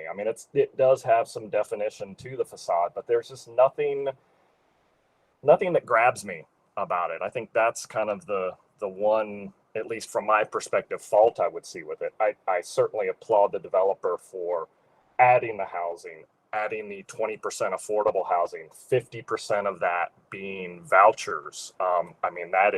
That's great. And doing that right off the bat, that's wonderful. I would love to see something just a little bit nicer as far as the architectural. And I know that's changed over the course of, I think I looked back through my records. Initially, this was going to come through in 3 years ago. I think it was 2018. And so it definitely has changed, throughout the time. I think it's gotten better for sure. But it's still just, I feel like it needs something else. So yeah. And again, just kind of shocked that the public that didn't want anything to happen across the street just doesn't seem to care.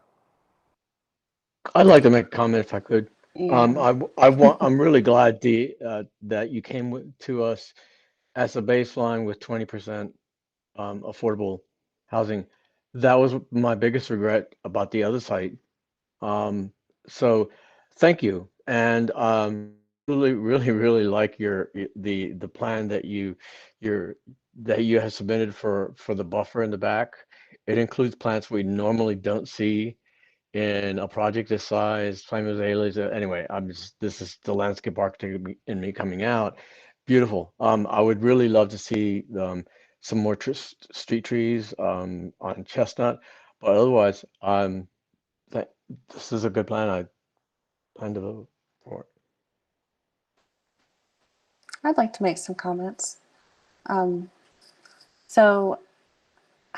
Well, first off, the question is, how tall is the King James building across the street with the chop shop butchery? Anyone know that? I don't. I believe it's a 3-story building. Yeah. So I think it's, probably in the neighborhood of 30 to 36 feet, something like that. Mm-hmm. It's Yeah, I three. think Yeah, it's 3 with a tall first floor. With a tall Retail. first floor. So maybe a little bit more. So maybe Mhm. 38, 40 feet, something. It's hard to say. I think because there is development on that side of Charlotte, it's easier for people to feel more comfortable with development on this side. I think that's probably one of the reasons there's not as much opposition.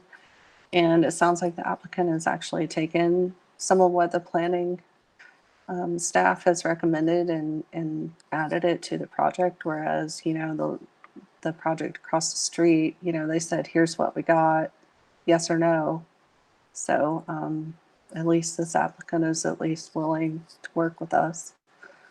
I think also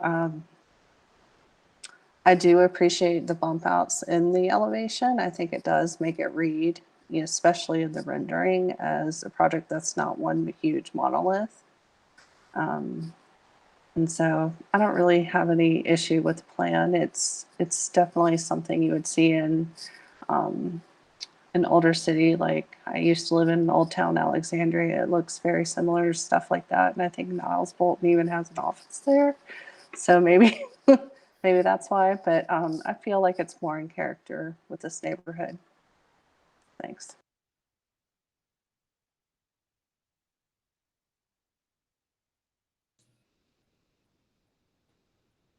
Any other comments or questions? I think I'll that make a this is, motion. Go ahead. I think that this is a really great project for this location. I like the density. I like the proposal. I think there could be some additional detail, especially on the corner at Charlotte Street and Chestnut, to enhance that a little bit. Of course, the transit stop doesn't show there right now. I would strongly encourage you to consider the use of a product called Silva cells below your trees for their benefit, and maybe work with the Tree Commission on what they're studying right now as suggested standards for the city, because I think that the trees along those two streets will really enhance both the corridor as well as the development. So I think it would be great if you would reach out to them to do that. As you've probably understood, I have a lot of concern about the parallel parking on Chestnut Street because it will create incidents both for cyclists as well as motorists along that road. I would love to see an 18-inch painted buffer between the parking space. You've got 9 feet there. Typically a car takes up about 7 feet. 7 or 8 feet maybe. I would really love to see a painted buffer there so that motorists or people that are parking there understand that they need to pull in and snuggle up to that curb. But overall, I really appreciate this. I think this is the type of density that we need to see close into town, and so I think this is a great proposal. Mr. Rodriguez, I was going to make a motion if no one else has a comment. please. I move to approve the conditional zoning request for the property located at 130 Charlotte Street from community business 1 to commercial expansion conditional zone, and find that the request is reasonable, is in the public interest, and is consistent with the city's comprehensive plan or other adopted plans, in that the request, number 1, encourages responsible growth by increasing the city's housing supply and locating housing density and new jobs in a locationally efficient area. Number 2, makes streets more walkable, comfortable, and connected by supporting multimodal transportation such as transit, bicycling, and walking. And number 3, celebrates the unique identity of neighborhoods through creative placemaking and increase and diversify housing supply by providing contextually appropriate infill development that includes housing and especially affordable housing.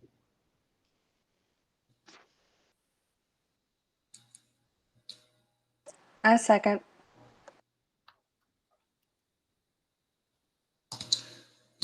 We have a motion and a second. All those in favor, please indicate by raising your hand and saying aye. Aye. Aye. Opposed? Motion passes unanimously. Thank you. Thank you, Mr. Cassinger. Thank you all very much. Thank you, everybody.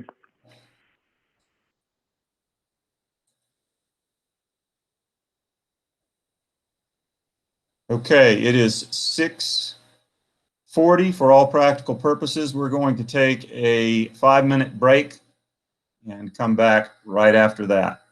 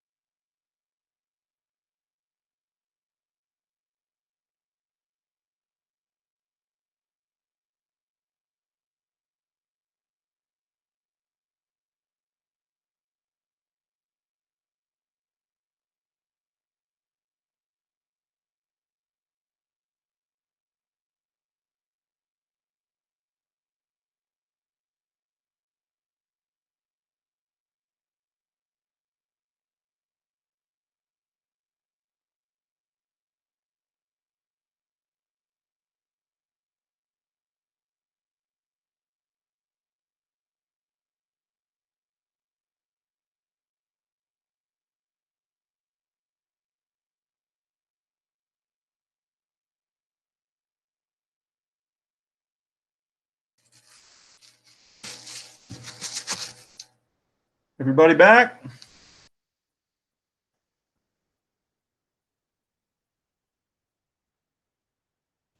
Present.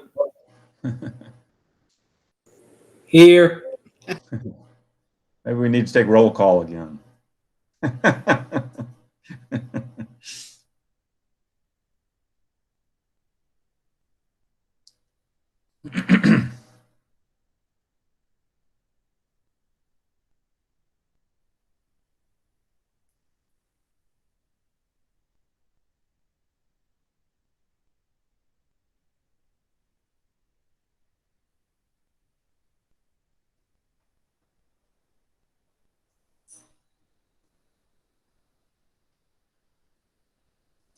Hey, Tony.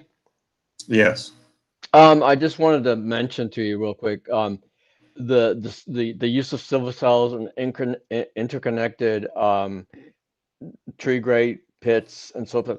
Those are being addressed technically, and I think we'll be able to get those to council probably within a month or two. So I think we're moving in the right direction to looking at tree health as a measure of how well we do with our tree planting strategies. I think you'll be very pleased. I saw a report on that particular product recently that was just shocking how much better the trees did when those were provided. And they can also be used to interlink root systems even with trees and grates. So it's a really great product. Okay. Ms. Levi, are you with us? I am. Okay. And who else?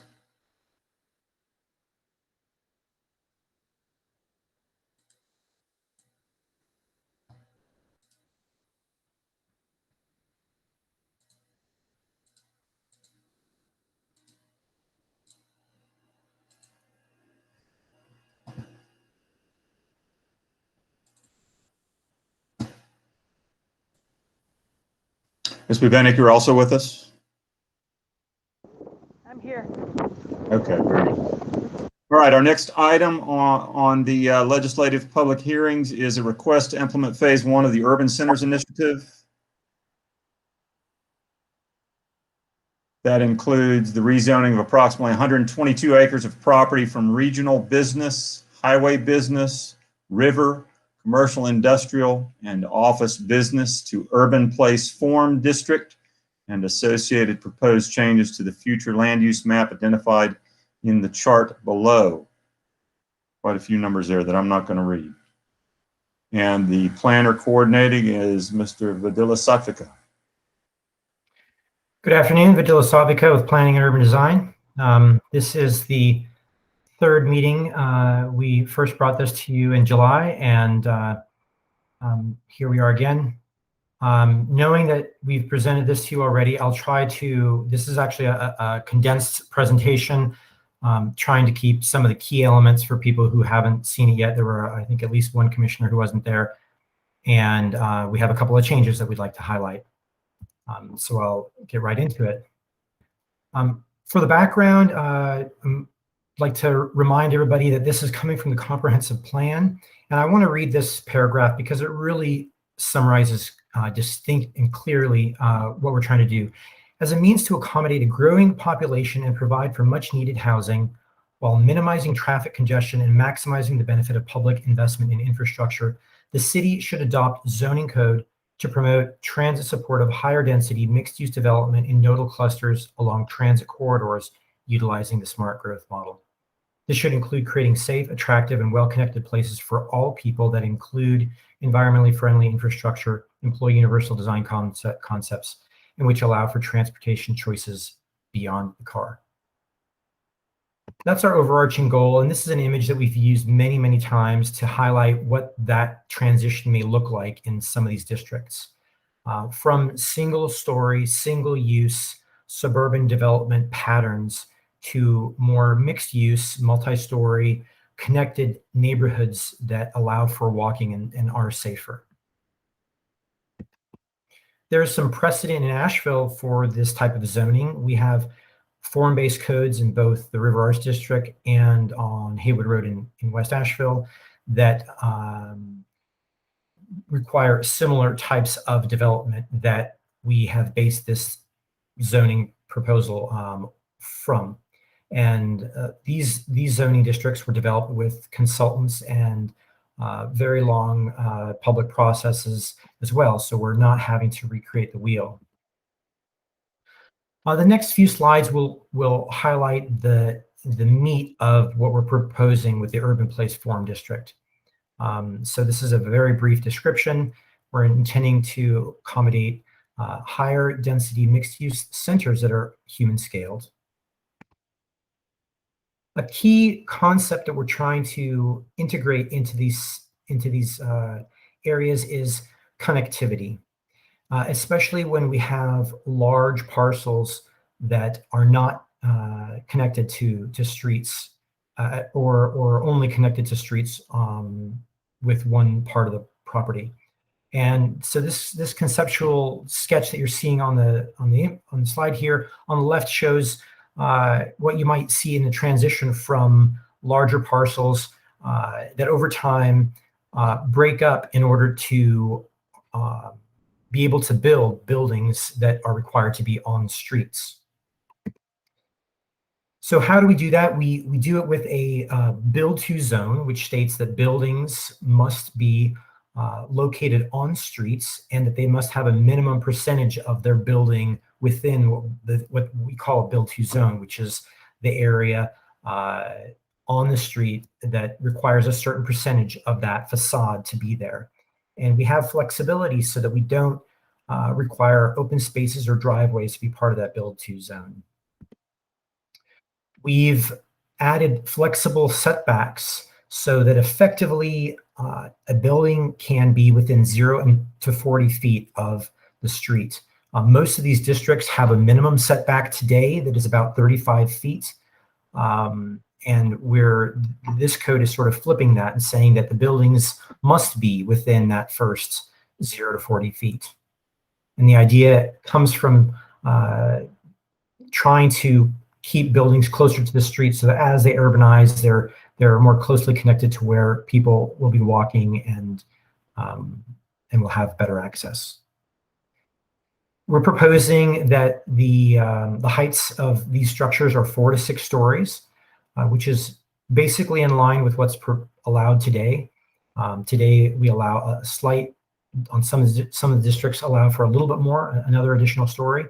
We're saying 4 stories without affordable housing, but if you have the affordable housing, you can add 2 additional stories. This is a change that I'd like to highlight.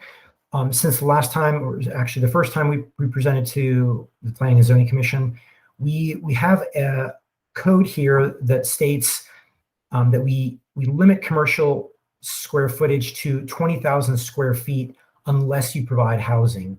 And with more back and forth with property owners and their representatives, we decided to make this standard only applicable to parcels that are larger than 10 acres. And the idea is that housing can be much more difficult on smaller parcels. There are plenty of sites and places, we've all seen it, that accommodate housing on smaller parcels, but it is more difficult to do. And so we are proposing a change here that this standard would only be applicable to parcels over 10 acres. And what that means for this first phase of the Urban Centers Initiative is that really only 3 parcels would be affected. This image is hard to see, but the green parcels here, which on the northernmost parcel is the Innsbrook Mall, the middle parcel is the Sears, formerly known as Sears site, and the Walmart off of Bleachtree Boulevard. All the other sites would be able to have whatever commercial square footage that they would like for their properties without any housing.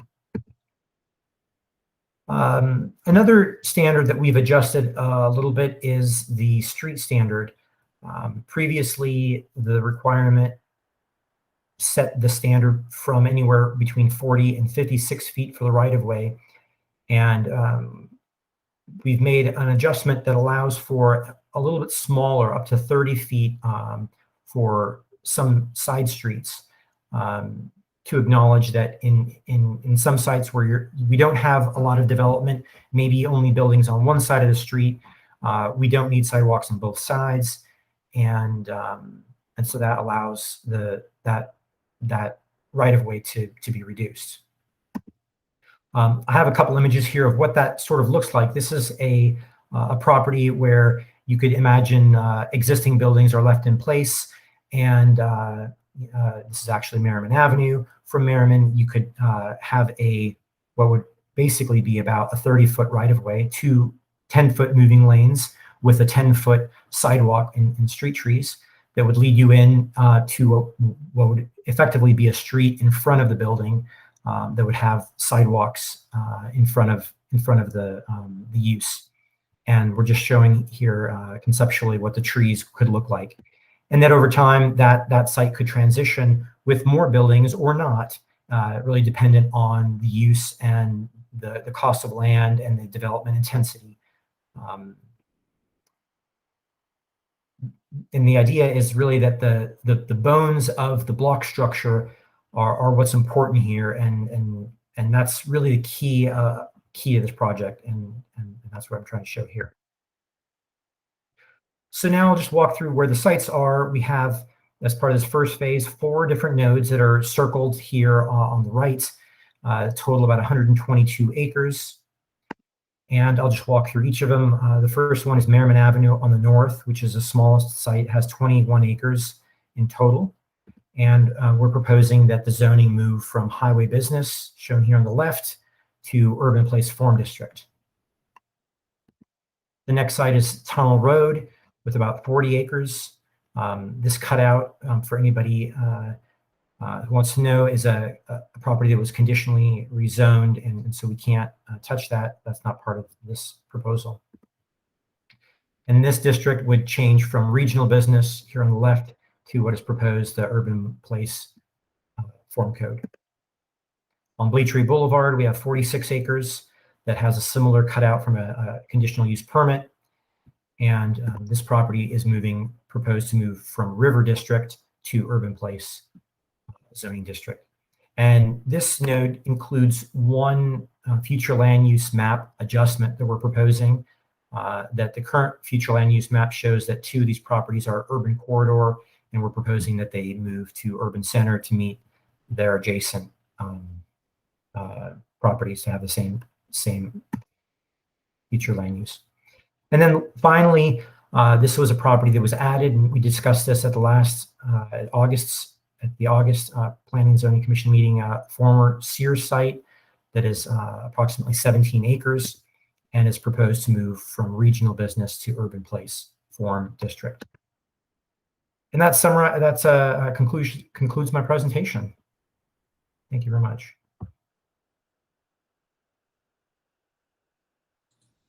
Thank you. Any questions or comments from the commissioners?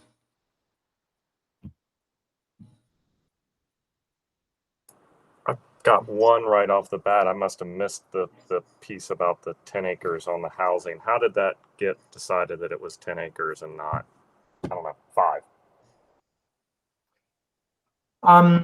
Good question.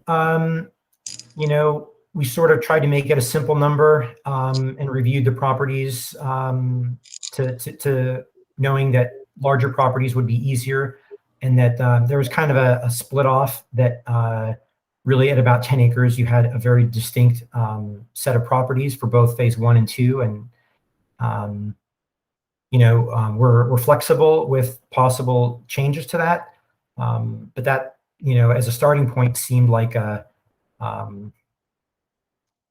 reasonable approach, or a conservative approach, I guess, really is maybe a better way of putting it. Do you have any sense how many, let's just say it reduced to half, if it was 5 acres, do you have any sense of how much more land then would be included? So because you're saying right now the green areas are the ones that would be 10 acres or larger. If it was to drop to 5, I mean, are we gonna double or triple the amount of green dots on that map? We would at least double them. So I can shift here to this interactive map that you're seeing now. And if we just hone in here on the Tunnel Road property, oh, this isn't functioning well, but this property immediately to the north of the Innsbruck Mall that I'm highlighting here is a little bit over 7 acres. You know, so we would add 1 there. I think this one might be about 4 or 5 acres. No, that's only 3 acres. So at this node, we would add one parcel. Sorry, I don't have these numbers pulled up. I think that's okay. I was kind of asking more off the cuff. We probably double it. I think on Merriman Avenue, the only parcel over 5 acres is on the north side. That's about 6 acres. So we'd probably add 3 or 4 parcels.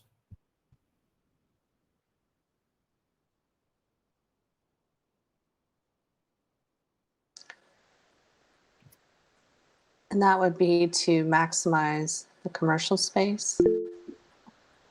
Well, I think what Joe is suggesting is that we could change the trigger that would require housing so that if you wanted more than 20,000 square feet of commercial on a smaller site that's only 5 acres or more, that you would have to provide a housing unit in order to get another 1,000 square feet of commercial. So currently we're saying sites over 10 acres could build a 40,000 square foot commercial property without housing. But sites over 10 acres, if they wanted a 40,000 square foot commercial property, would have to integrate at least 10 market rate housing units. And whether Joe is suggesting whether or not that trigger should be less than 10 acres.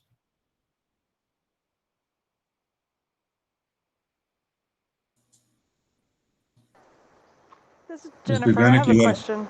Please. Can you repeat what you said about 4 stories and affordable housing?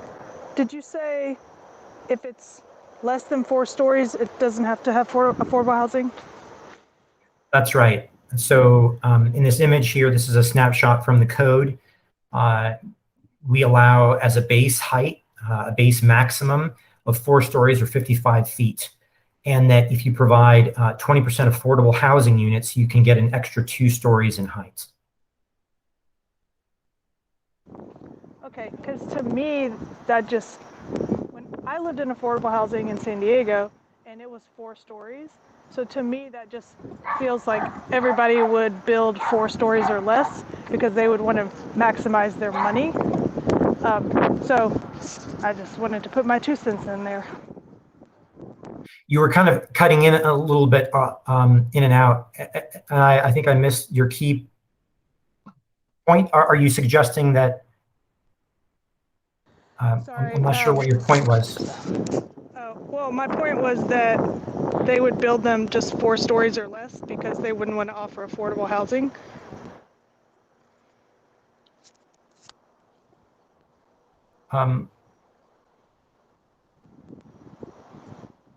Well, not necessarily. In some cases, you would also get a lot of market rate housing units. So it would depend on the size of the building and lots of things. But it's a typical incentive that we see sometimes is adding height or density for affordable housing. Okay, I mean, the market rate right now for a 2-bedroom, 2-bath in South Asheville is $1,500. So that's not anywhere close to affordable housing. So I just want to throw my 2 cents in.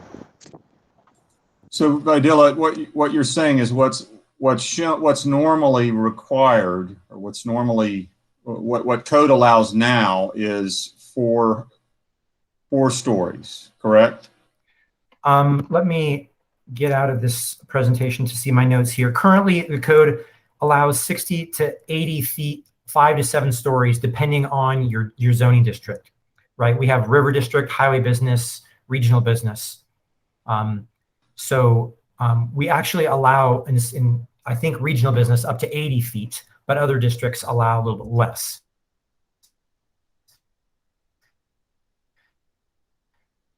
So it's but what you're doing here is you're incentivizing higher density by the developer's provision of affordability. That's right. So at our meeting, I guess it was 2 months, discussion by the representatives of the property owners of some of these areas. And I wonder how much working with those property owners and those representatives.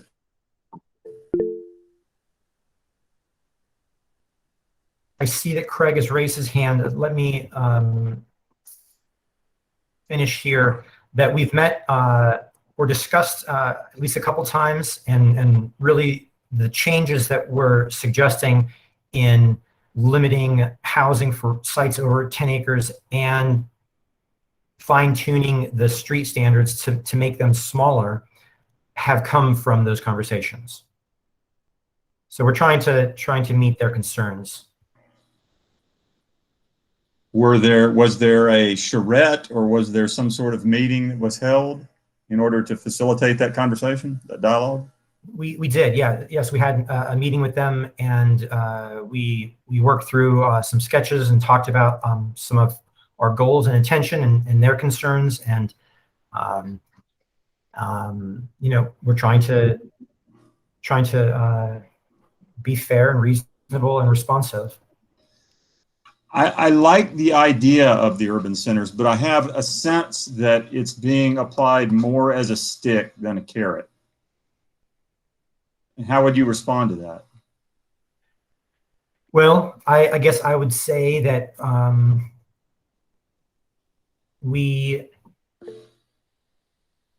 are trying hard to meet the city's goals creatively, and from analysis, it seems that block structure is key in the long term to get those transitions. And we may not have housing in many of these sites for a long time, but if we don't begin to create some block structure, which is also coming out of our corridor studies, the Tunnel Road corridor study is suggesting that these large parcels along the west side are broken into smaller sites that have connectivity. So there's a lot of research and analysis that's pointing to this as the goal. You know, so I think you can question how we're coming about it, but it seems like a reasonable way to incentivize buildings and property owners to choose to integrate that block structure, which, by the way, happens in a way that is indirect. For example, sites like this, you have to have drive aisles in and out and around your site anyway. So it's not that we are requiring something that is completely not part of existing sites. We are raising the standard to some extent to make sure that we have safe sites, that we allow for better pedestrian access and tree canopy. These are things that the public is asking for. And this seems like a reasonable way to bring in standards that bring them about with higher standards, but they're not, for example, in front of this building that you're seeing here, the existing, if you want to call it the right of way, the space that is required is about 30 feet. So we are asking for more through the zoning, but it's a trade-off for meeting the goals that we're trying to achieve. Well, I don't have any disagreement with the findings of the research or the desires of people, including myself, to have spaces that are more pedestrian and bicycle friendly, more transit friendly, more walking friendly. I mean, you know, Copenhagen didn't happen overnight, and it didn't, you know, I don't think it happened as a result of an application of zoning in a somewhat punitive way. And I guess my thinking would be that a preferable approach would be to incentivize what we would like to see there. And I'm not sure that that's what's being proposed here. Commissioner, I could probably respond maybe to this somewhat. Todd Clancy, Planning and Urban Design Director. I think that the challenge we're experiencing with these sites is there probably is not a carrot that's large enough to actually get these sites to redevelop in a way that's consistent with the goals of the comprehensive plan. We've tried a lot of different incentives over the years for density, including greater building heights, reduced parking requirements, and many other incentives. And quite frankly, they don't work. They haven't really worked well for us. Probably the best case of an incentive-based approach recently was the adoption of the new hotel development regulations, where the carrot was having a staff level review if you provided a certain number of community benefits. And we are still looking at possibly expanding that public benefits or community benefits type approach to the urban centers as well as part of the second phase of this. Something we've been working on. We just held some focus groups in the last couple of days to get some feedback on that. But we think that that's one of our best possible incentive-based approaches that we can offer. And that would be that if a development meets the requirements of the form-based code, it's a larger development that would trigger city council review, that you would have the option of possibly being approved at a staff level if you're able to provide these additional community benefits that would help to mitigate the impacts of a larger development project. So in summary, what I'm saying, we're suggesting is, in order to get these sites to redevelop in a way that's more consistent with the Living Asheville Comprehensive Plan, we felt like we had to use more of a big stick approach, and that there really is not an incentive out there that we can think of that would cause these sites to redevelop in a way that's consistent with the comp plan.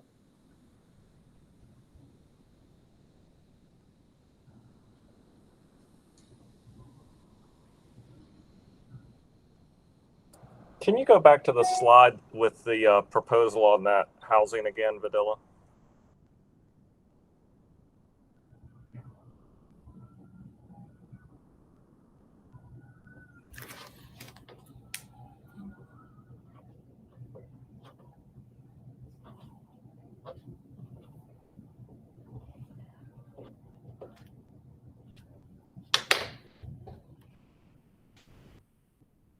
I know that the last time, well, it's 2 times ago, because the last time we really didn't have any of the affected property owners there at the meeting.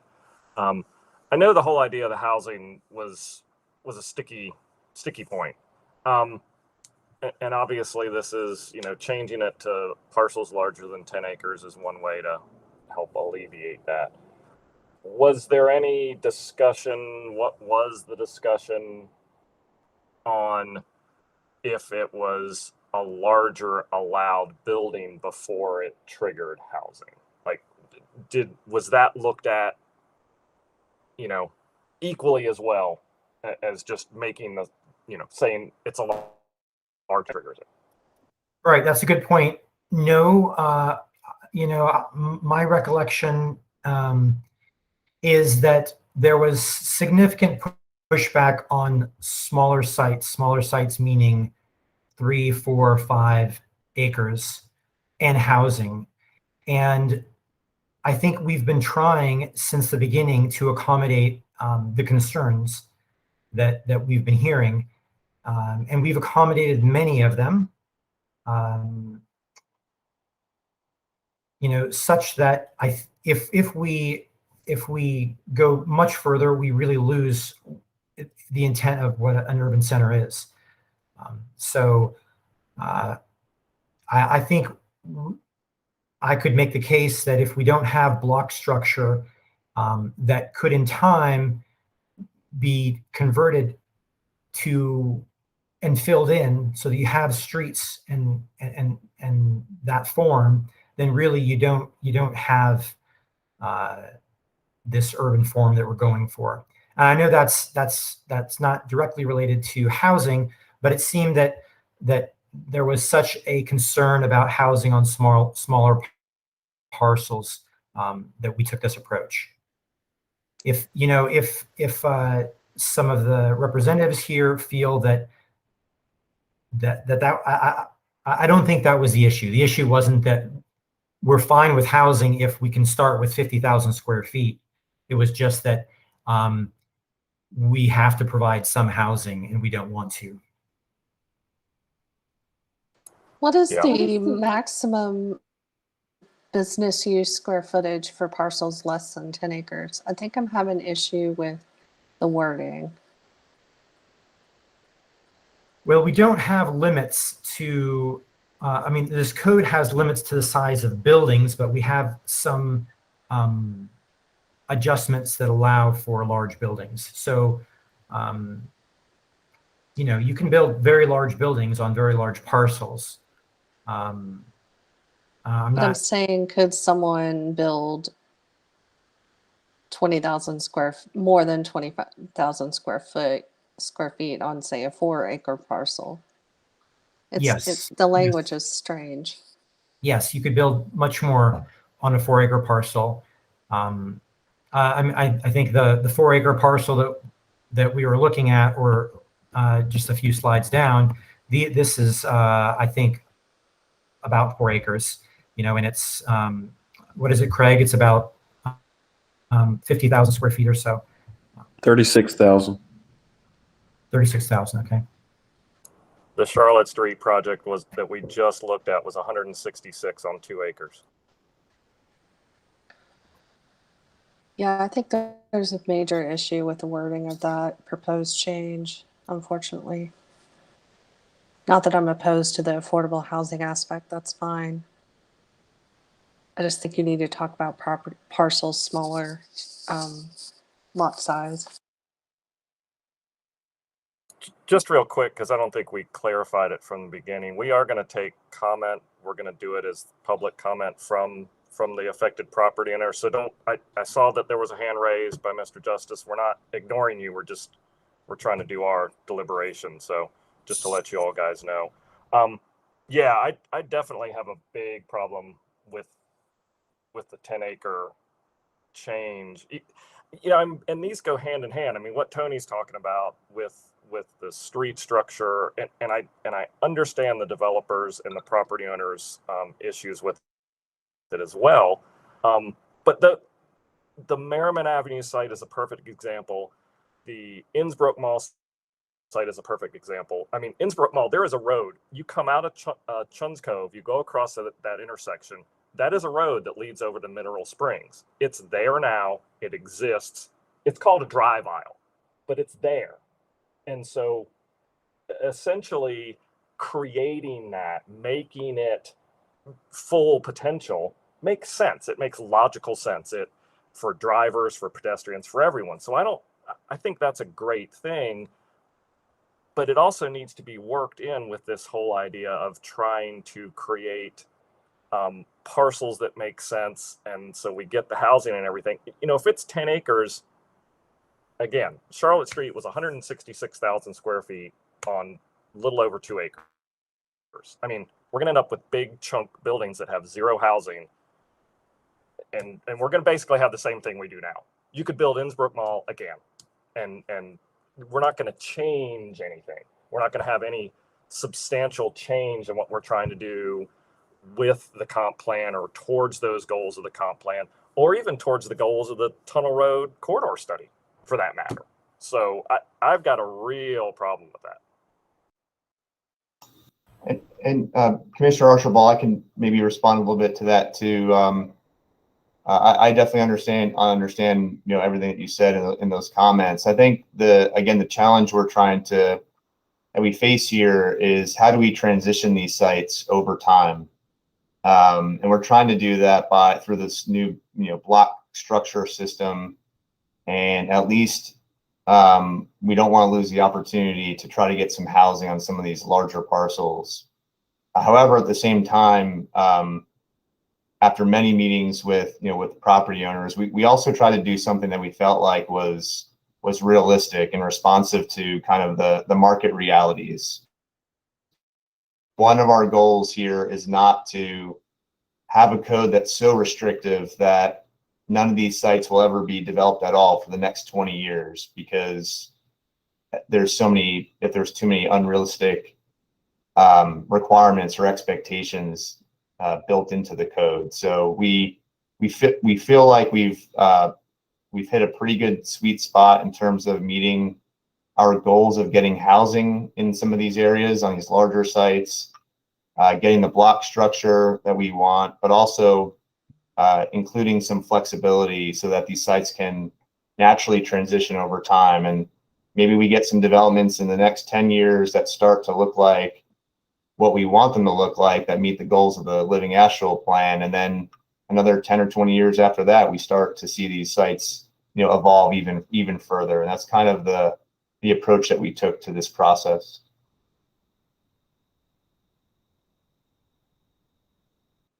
Yeah, I mean, I completely understand. It's definitely, it's a hard problem to try to find solutions for. If from the developer's standpoint and property owner's standpoint, the previous proposal was too far towards, a big stick, I feel like this is going too far the other way. Like, it's just allowing so much leeway to continue the development that is already on these sites, frankly. The fact that the only parcel I can think of on the Merriman that would be included right now in this phase in the Merriman area is the existing Ingalls, and let's face it, that property isn't going to get redeveloped for 15 or 20 years. There are no other sites that would have a requirement of housing. That's not to say that they couldn't have housing, that housing couldn't be a part of it, but there's no requirement. So there's really they could just continue to build the same thing and we wouldn't see any. And, time and again, we hear the community complain about where housing gets located, and there's too much housing here. We know we need more. We need to diversify it. We can't have it all in South Asheville. We can't have it all out in the county. We got to start putting it in the city on transit routes where it matters. I don't know the best way to go about this, but it seems like, we started on too far one way and now we're going too far the other way. And there's got to be something in the middle, because we've got to get to a point where we're developing the city better. And I just don't see it with that change. That one change in particular really, really bothers me.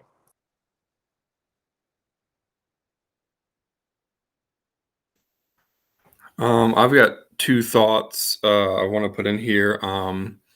The first one's, I guess, for my understanding and just for public record, these changes in the developmental code, that applies if the property owner is adding, developing, doing stuff to the site going forward. These are not going to be punitive. There won't be punitive measures taken against the current property or the current owner for not conforming. That's correct. In fact, they would have to even reach a certain trigger that would require them to meet the new code. So for example, the screen that you're looking at is that building could be renovated, not meet the trigger. That's 75% the value of the building, and it could, put a new tenant in there and proceed without having to meet the code. Okay, thank you. And the second thought or question or concern, I don't know how to phrase it, is, the negative of this could be, do larger property owners start to sub-parcel stuff off so they can avoid the code, and thus we're getting more denser things put together and compounding the problem of the transit and going around it. I mean, it just is. If there's too big of a stick, will they go extra lengths to avoid this? Does that make sense? Yes, that's a good point. And we would have to, we have a record of what the properties look like. So if it's subdivided and under the same ownership, I think it's relatively easy to track. But that's an important point that we need to fine tune the details for. There is an existing provision in the UDO that states that if a nearby development under the same ownership is constructed within a certain time frame, that we all consider that to be part of the same development mechanism that's already in place that could potentially address that concern. Okay, thank you. I think those are just important points for the public and public record to hear and understand. And I just want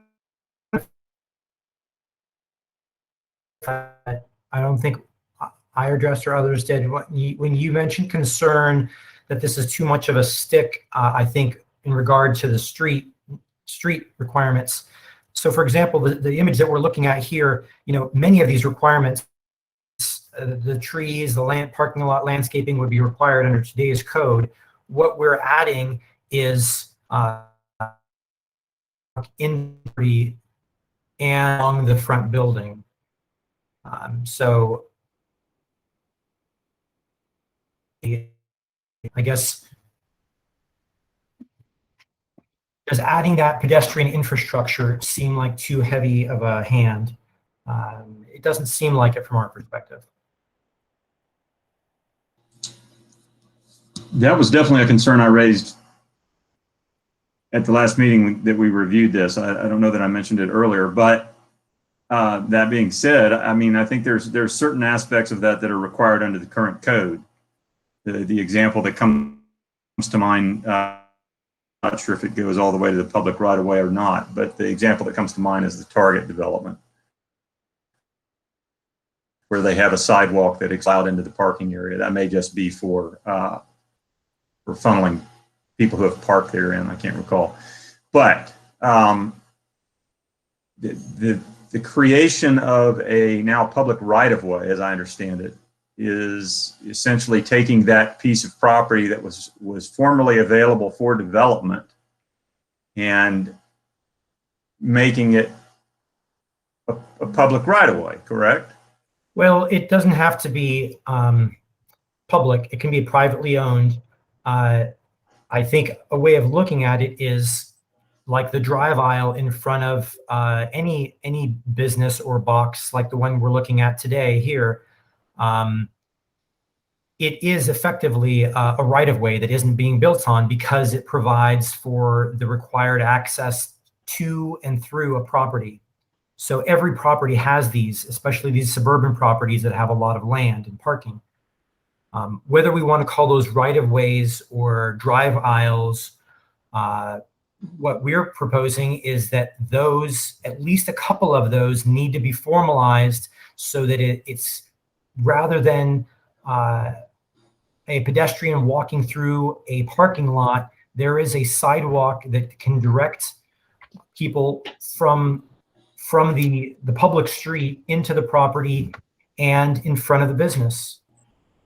And that doesn't seem like an outrageous addition for a new code that is trying to move in a direction that's urban and pedestrian oriented.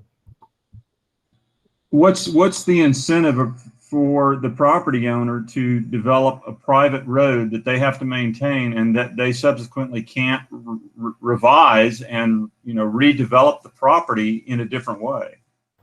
What's the incentive for them to do that? Well, any property will have a private road or a public road going into its site. Like this site that you're looking at, it has that drive aisle going into the site. Of course, it could be developed on, but if it's developed upon, then they need a different access into the property. So the access is there regardless of whether or not we pass this code. In fact, this property has, you can see on the left, there's actually an access point here. And then at the signal, there's an access point here. So those are there regardless of what this code brings about. We're just... Are there other centers, other urban centers, or other conditions within the city of Asheville or the surrounding area that you would classify as similar to what we're trying to create here? Well, this is definitely unique in that it's a new code, and we're bringing some, I think, creative language into it. You know, if we look at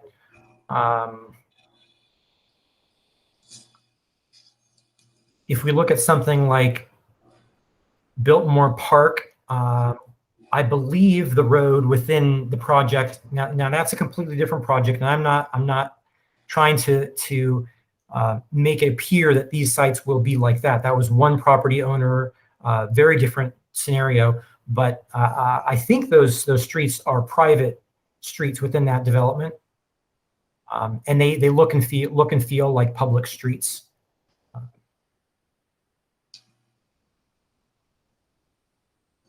I guess the areas that come to mind to me that we're sort of trying to emulate here are areas like West Asheville or the River Arts District or the South Slope. Basically places that have become vibrant and redeveloped and are somewhat districts of their own almost. But they've done it very organically.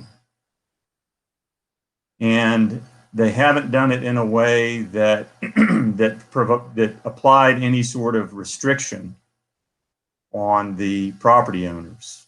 They were developed under the current UDO. And I just wonder if there's a more incentivized way to do this, or a participatory way to do this, such that you mentioned earlier, you mentioned research and so forth, and you also mentioned what the public wants. I wonder if what the public wants has any impact or effect at all, unless we're willing as a community to participate in the process.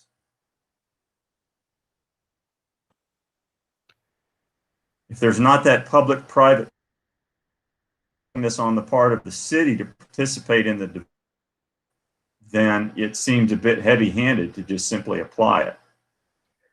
Well, I would make a counter argument that having a zoning code that requires a sidewalk into a property and along the front of a business is not outrageous. We have that already. Well, we don't have it within properties like this that are large parcels.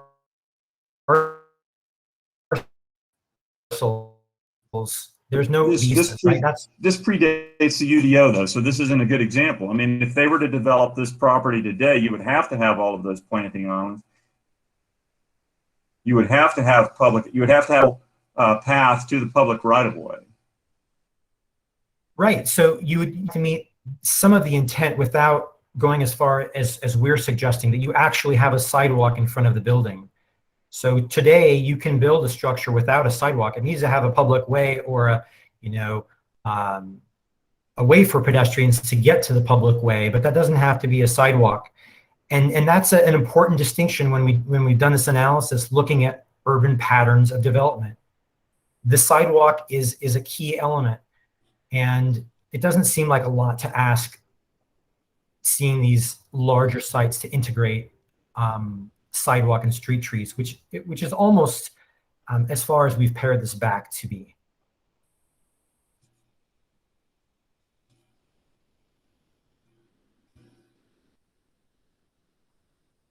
Okay. Other commissioners, any comments or questions regarding this proposal?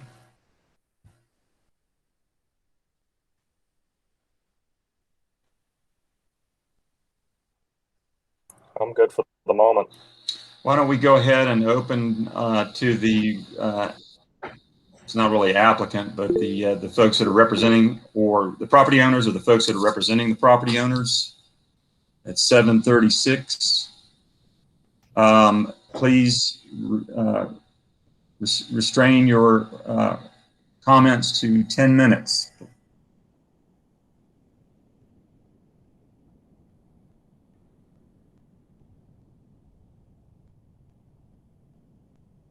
Mr. Justice, please go ahead. Thank you, Mr. Chairman, members of the Planning Commission. This is, appreciate you having this slide up, Vidalia, if you'll keep this up.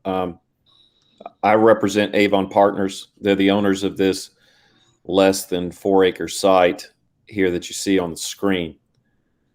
This property has been zoned highway business now for several decades. And you have to think about what was the intent of highway business, because I think for those several decades, no one thought that the zoning was inappropriate or improper, or that the development was out of line with the goals of that zoning district. And for highway business, as you know, it is described as an area that is addressing the needs of commercial development along major thoroughfares. Right there is a signal that commercial development is the focal point of highway business. The other part of the intent of highway business was it's described as an automobile-oriented development. That is what is prevalent in that. And that is key for a lot of the reason why we pushed back to the earlier concepts of imposing residential as a stick for a project that is less than 4 acres. I will say that since the last meeting, there have been material changes, and I greatly appreciate what Todd and Vidalia and others have done with the city to try to accommodate our concerns. Because there are inherently a lot of site constraints on development along Merriman that are very much different than other properties like Sears or the Walmart location. Just as a reminder, there are tremendous amounts of regional sewer and water that flows through this parking lot, with utility easements that affect any type of redevelopment there. There's a major stormwater drainage system that flows through the middle of this parking lot, as you know, that causes other properties down the way to fall apart because of how large it is. So there's inherent site constraints properties along Merriman, not only in terms of the size of these parcels, the multiple ownerships, how they're broken out so there's no connectivity of ownership, but inherently all the site constraints of utilities and stormwater drainage. These locations are very much different than the Sears location or the Walmart location. So highway business has never been indicated as being the wrong district until apparently recently, when there was a comprehensive land use change that, by the way, my folks were not directly invited to, did not participate in. And I'm quite frankly unaware of any public outcry for designating this property any differently than highway business.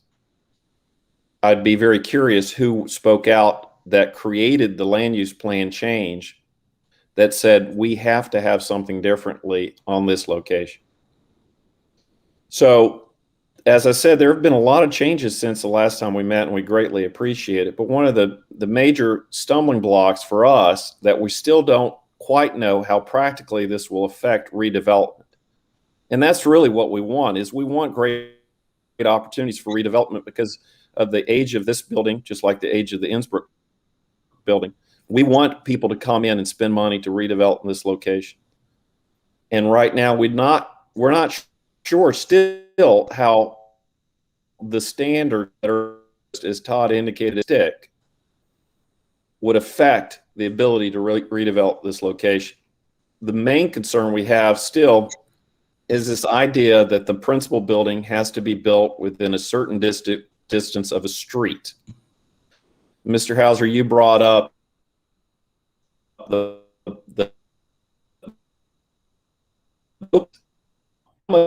yes.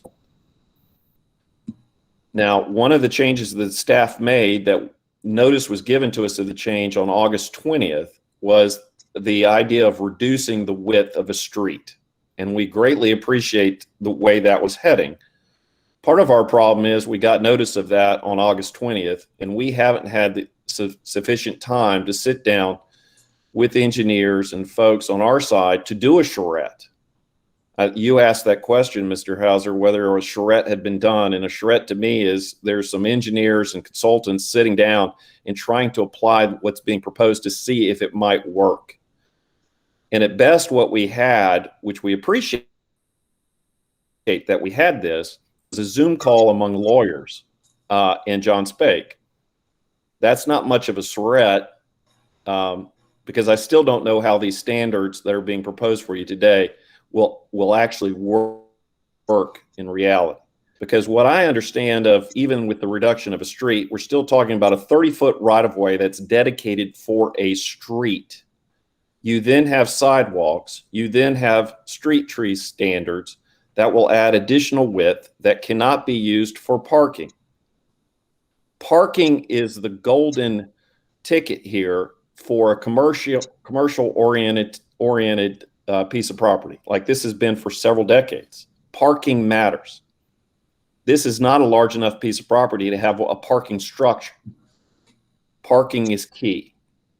And so when you put in a width of 30 feet, add sidewalks and street trees, my concern is you're creating a condition that you will not be able to have a viable retail at this location. Now, Vidalia, I think will admit that when we were talking at these conference calls, we brought up other projects and we looked at them to see what these drive aisles reflected in terms of how big they were, how wide they were, how much land did they take up. And when we were looking at it, we were measuring out about something in the 20s for these drive aisles. Not sidewalks, not street trees. So that is the biggest concern that I have for my Avon Partners client is right now, as you look at this screen, what is being mandated is a big stick that we develop a street that goes into the property. And you have to ask, for what purpose? Is it to increase mobility of cars? That can't be the case. Is it to increase mobility of pedestrians walking from Merriman to the building? Because really where the building is currently is really the only place on this site where there could be redevelopment. And I would say there are other ways to get at that without imposing a street requirement. So I would, on behalf of my client, at 20th, we were given standards that were new about streets that we still don't know how on the ground it would work. And we need additional time to take a look at that. I know that Mr. Archibald had mentioned the size of Charlotte Street. And you have to remember that site plan, that building occupied most of the property by building structure, except for the donut. We're not going to be able to have that at this location because of the inherent site constraints that I've mentioned earlier. And in fact, constraints. So for this property, where that building is showing is the most likely and really for place. And we all should encourage redevelopment. We should encourage it because it'll make buildings look better, bring them up to date, modernize buildings. But I'm afraid that we're still stuck on this idea of a standard about a street that it will take out so much of the parking that nobody's going to come in and put the money into this location to truly redevelop. So I would ask that there be more time, at least one more month, for us to take these new standards that were provided to us on August 20th and give us a chance to look at it, sit down with our consultants, get with the city and let them know what we're finding. And maybe it'll work, but right now we're not sure. And we're very concerned that with projects, for example, like the urban village on Hendersonville Road, where that is a example of a project that did not succeed for many, many years because of the lack of parking. Their drive aisles, again, are like 25 feet in width. They're not plus sidewalks. This should not be a big stick.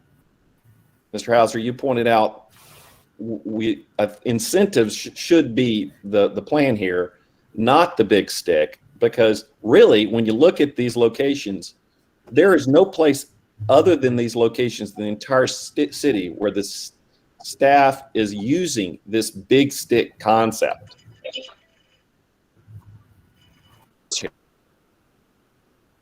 A developer voluntarily. That has worked very well. That's 10 minutes, Chair Hauser. Thank you. I appreciate the time. So I would like to respond to a couple of those comments, and Mr. Setback, if you would also, that's fine. One of the comments that was made was that this was originally developed as an automobile-oriented development. And I don't disagree with that. It was, but that was a different time. And I think that we have seen the error of our ways, and we see that we want the types of development that that we have down south at Biltmore Park, and they want the kinds of development that we see happening all around the country, where pedestrian and bicycle access is being requested. Just like the presentation that was made earlier this evening about the Mcdowell and Biltmore corridors, the thought of taking out a drive lane in order to provide bicycle lanes at one time would have just completely been unheard of. And now we're talking about it. And we're looking at other communities where it's been done very successfully, and those communities are succeeding as a result. We're taking out railways in order to provide greenways. And so, because it was really conceived as an automobile-oriented development means that it needs to stay that way. So I'm going to disagree with you on that. I think that there's more than just a sidewalk burden created by a right-of-way. A right-of-way typically includes public utilities, as well as lighting systems and a lot of other things that make them become very expensive to relocate. So and they're very expensive to maintain, which we know across our city as well as across this country, that our communities don't have enough money to maintain what we have already. If I were this developer and I were being told that I needed to put in streets, assuming that I was able to fit them into my development, I would want to turn them over to the city because I would not want to maintain them. So you're essentially subdividing the land by these streets, and you're creating a construct that's very difficult to relocate in the future. So the street is a concern, in my opinion. The other thing that goes along with that is the utility burden, because, like I said, utilities are typically located in public rights of way.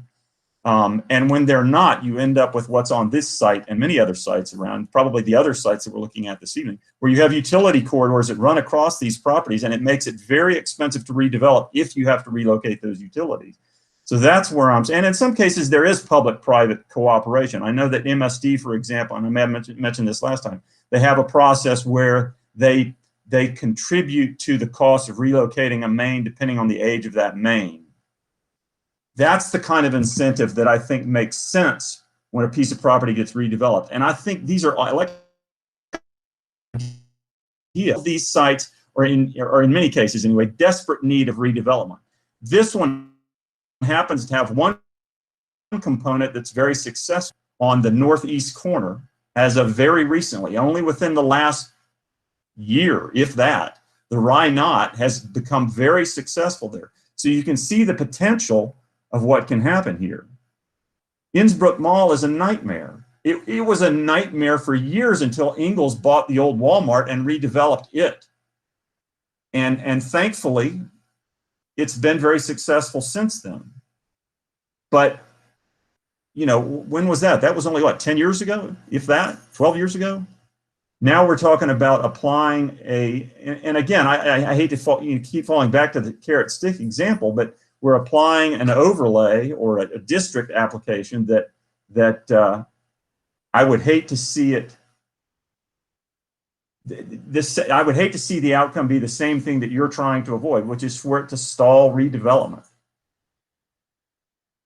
And I just don't know, based on what Mr. Justice said, that there has been the level of interaction between us, between the city and the property owners, that makes this work, that makes that, even if it's not a financial public-private arrangement, I'm not sure that just the interaction between the city and those groups has been sufficient for me to support it.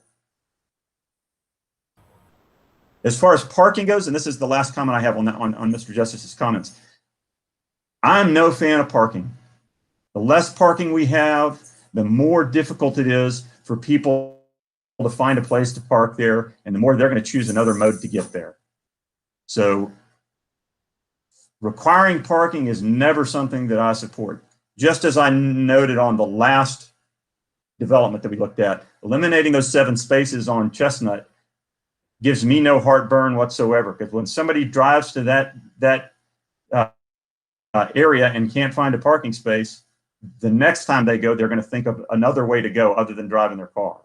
So I don't know that parking has any bearing on the discussion.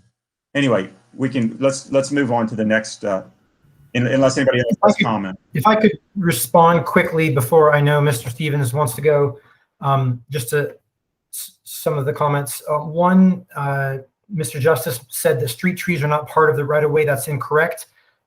The dimensions that I provided include street trees. Okay. So that was just a wrong statement.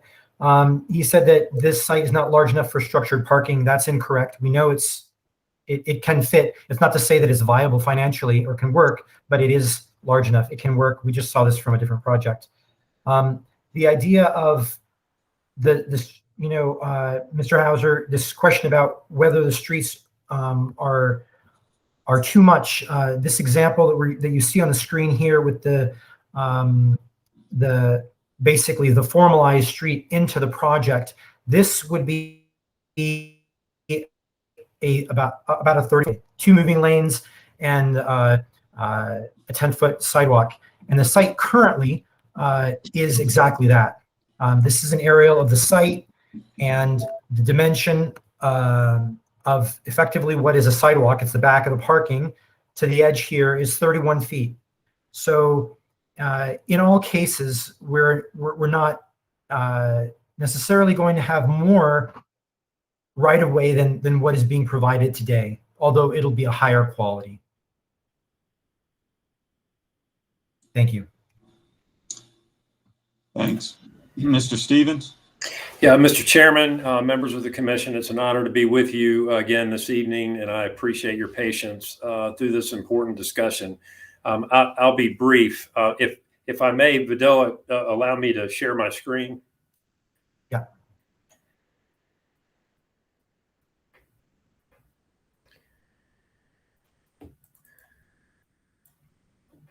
Okay, I want to see the realities of some of these sites.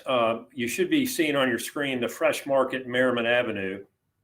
Now, I represent Ingalls Markets. I don't represent this particular property owner, but you can see on this Google Earth image, the width of the current drive aisle is just 23.17 feet. So under the original plan that the city put forward, they were going to require that these buildings be moved up to Merriman Avenue. As we discussed at the last meeting, we know that would not work because of a storm drain that runs underneath that parking lot and has opened up with sinkholes on multiple occasions, the MSD line, the water line, and so forth. So they said, okay, well, we're going to require that you build a street. Well, imagine if, as part of a redevelopment of this site, which would be great for the city, it would be great for that site if it were redeveloped and new buildings were replacing those older buildings. Imagine if you had to build out 38 to 56 feet in width. I very much respect the concerns and comments about we don't need as much parking, but that particular center does not have enough parking as it is. You would effectively incentivizing this street where it doesn't need a street. You're effectively dooming that property to its same condition, patched together for the foreseeable future. So it's a disincentive for redevelopment. Same problem on Ingalls Merriman Avenue. The current drive aisle there is right at 23 feet, where Ingalls would rebuild that store on Merriman. So instead, to comply with this stick of an ordinance, they would be required to build a brand new, super wide, almost twice as wide road. Why? You don't need a road. It works fine. So is Ingalls going to do that? Probably not. They will patch together that building for the first and that is pull a different one. I also represent the BPG Family Holdings Group. That is the Patton family that owns Harry's on the Hill. You're looking at a Google Earth image of the town and other shops are located. Now, if Avenue, when we experienced the heavy rains just 2 weeks ago, you would have seen a third of this parking lot was flooded, which would render moving those buildings to the street functionally impossible. Okay, so what's the alternative? We would take a 24-foot wide drive aisle that functions just fine. We would double it, essentially, to create a new street. Why? You don't need a new street in there. Again, you are dooming that and patch together for the foreseeable future. That is not what we need.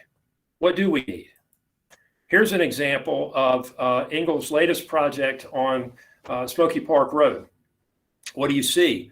You see a brand new Ingalls. You see an entire space. If you were to go out there, you would see that's just a grass open space for up to 80,000 square feet of new retail shops. You would see retail on the street, just like the city would like to see.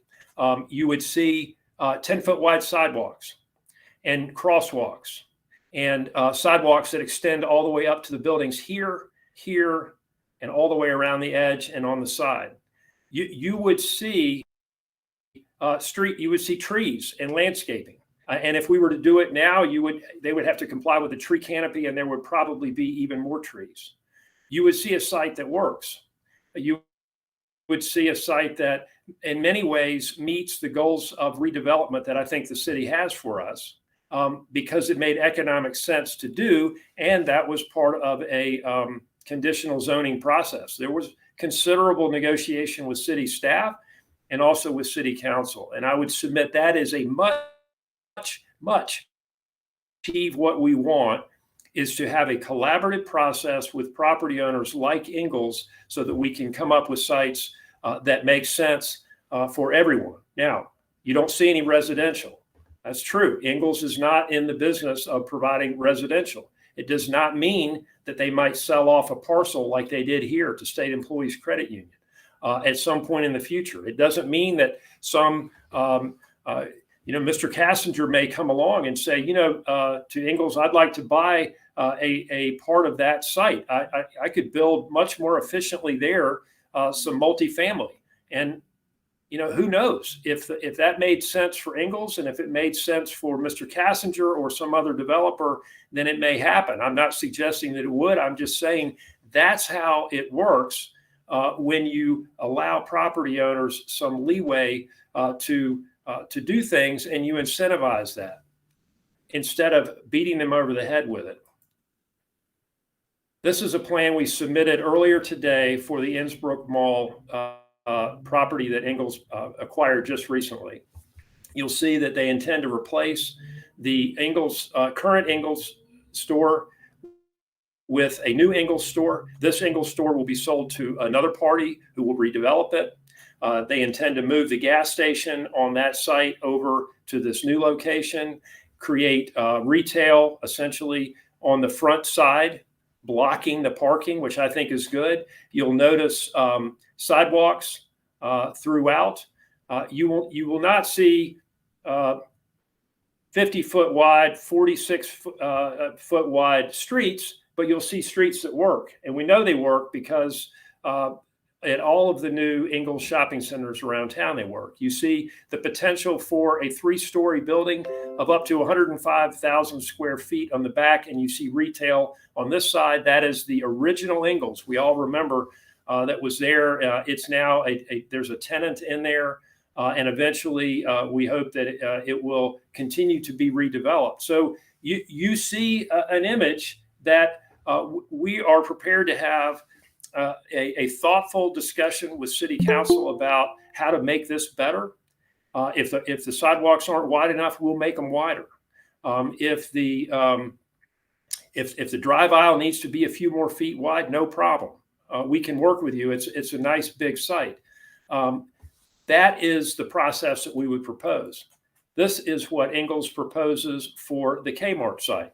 If you go to the Kmart site today, you will see a boarded up series of buildings that folks are routinely trying to break into. You would see garbage all around, even though Ingalls routinely and regularly cleans it up.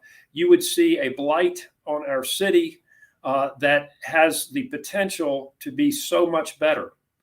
And this is what Ingalls would propose, with retail along the front on Patton Avenue, hiding the parking. You would see these nice islands, you see nice sidewalks throughout, and you see retail on either side. You don't see residential. We don't think this site calls for residential. Maybe the sidewalks need to be wider, maybe some other things need to happen, but I would submit to you that process has been essentially halted for almost 3 years as a result of the city's effort to impose a rezoning, this urban place rezoning that my client doesn't want. And I would submit to you, there's not a single property owner affected by any of these rezonings that has asked for this rezoning. They don't want it. So I said I'll be brief. In a nutshell, this urban place rezoning makes no sense. If the goal, and it should be the goal, to encourage residential housing, this isn't it. If the goal is to encourage walkability, this isn't it either. If the goal is to encourage redevelopment in new buildings and more trees and more sidewalks and more walkability and transit stops, which, by the way, both of those proposed sites will include, the urban center rezoning won't do it. You are dooming these properties to their current existence for the foreseeable future, and nobody wants that. Thank you. Can I have a minute to respond, Tony? Please. Thank you. I just have 2 points to make to respond. First of all, we saw some examples like the Fresh Market here that you're seeing on the screen. And I just want to highlight that some of these examples are currently non-compliant. They don't meet the current code. They were built before the code of '97. And that's simply to say that they, under today's requirements, would have to change and possibly wouldn't be able to meet their current look the way they are designed today. For example, this building is up against the back of the property. There's no buffer between them and the residential district, which we normally require now for commercial properties.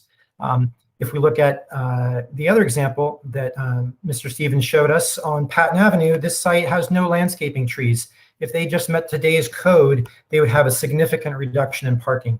And they are within a flood zone, and that is a challenge, but it's a challenge that any zoning district that would be in place regardless of any zoning district. So some of these challenges are unfortunately part of coming into compliance with current standards and current expectations of the city, and others have to do with the sites and site constraints. And the second point is, we saw a couple of images showing the Innsbruck Mall and the Kmart site proposals, and what we're seeing is practically 90,000 square foot large box suburban development style with no housing that is 30% larger than the existing largest or typical standard of Ingalls, which is about 70,000 square feet. So I think one question or consideration that we need to think about is which direction are we going, right? The comp plan highlights this desire for mixed use development, urbanization, and what they are proposing is a different path that is more suburban development, single use, single story structures. Thank you. Thank you. Additional comments from developers or landowners, representatives of landowners? Please. Mr. Spake, please. Hello, good evening. I wasn't going to speak tonight, but I just want to address some of the comments that have been going around. I've been involved with this since 2018 when I was at dinner with my kids, and I got a phone call that staff was presenting to P&Z that night without even telling the property owners they were going. And so that's how I got introduced to this project. I've represented Ingalls Markets for 27 years now, and I've been intimately involved, Wyatt and Craig and I have, for the last 34 months in this project. Bedelia mentions the other form-based codes you've done recently on Haywood Road and River Arts. He's right. Those are great form-based codes, but they don't mandate residential. This is the only one that mandates residential. I don't know those codes too well, but I probably incentivize residential, not mandate residential. We don't, as Wyatt said, I've talked to almost every property owner that's involved in phase 1 and 2, and there's not one person who's in favor of this. So this is a complete involuntary rezoning. I was part of a focus group yesterday that the city had on this benefits program for the urban centers, and there was a bunch of residential developers on there, and it was interesting hearing their take on it. Their take was, why are y'all making the commercial developers include residential? Why don't you make it easier for us to develop residential? Why don't you incentivize us? Why don't you give us, lower fees or make it easier to go through the process to do residential, because they want to do residential. We're retail developers, and that's just what we do. You could take this and you could drop the rezoning, but pass the code and have it as a zoning category in the books. And if someone wanted to sell one of these sites, or someone had a greenfield development or another redevelopment and wanted to use the code, if it's that incentivized and that good of a code, they would use the code to redevelop their properties.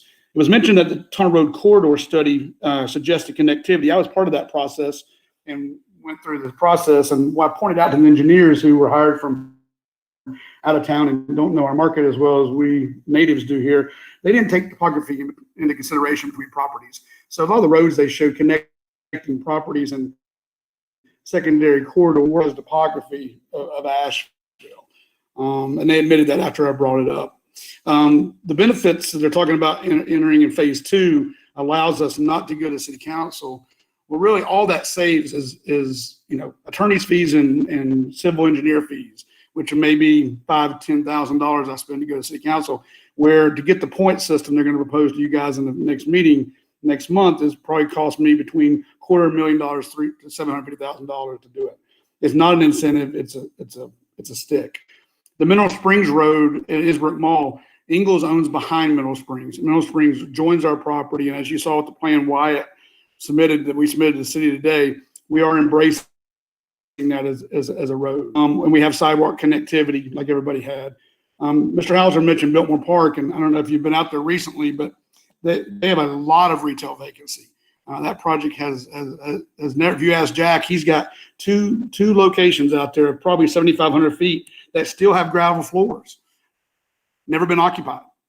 It just has not been the draw from a retail. It's a great place to live, great place to work, great place to eat.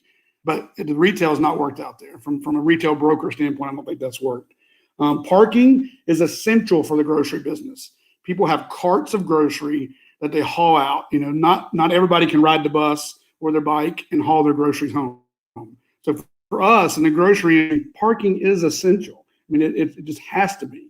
The last point, Wyatt mentioned that we might sell the Tunnel Road Ingalls. No, we would never sell it. We would lease it out, and I've got some tenants already interested. We would not lease that. We would not sell that building. And then finally, yes, the Fresh Market Center was built in 1963, and the Town and Country Center, right, that owner who's this, they both have owned them since they were built. And why should they be forced to redevelop a site any differently? They've got an asset there that they should be able to not feel like they have a burden of a zoning that inhibits somebody from doing something just what they've got on the site before. This is not an incentive. This is a hammer, and I wish you would turn it down, and I wish City Council would drop it. But thanks for your time tonight. Thank you. Any other input from folks who have not already spoken? Okay, we will close for public comment at 8:12. Discussion, comments, questions from commissioners?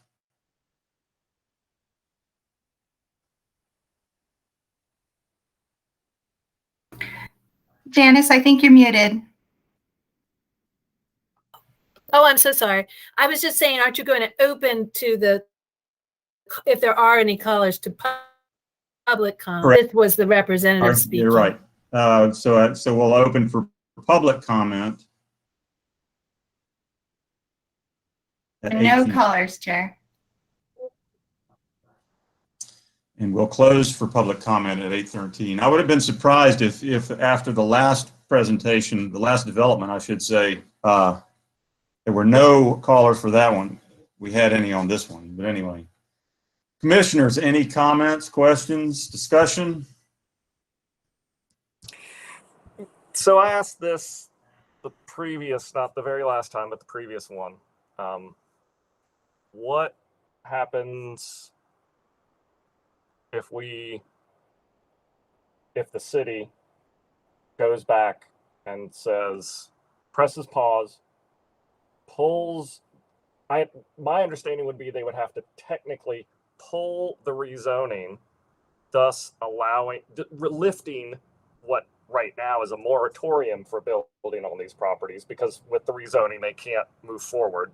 At least that's my understanding. I'm sure Janice and Vidila can correct me on that. What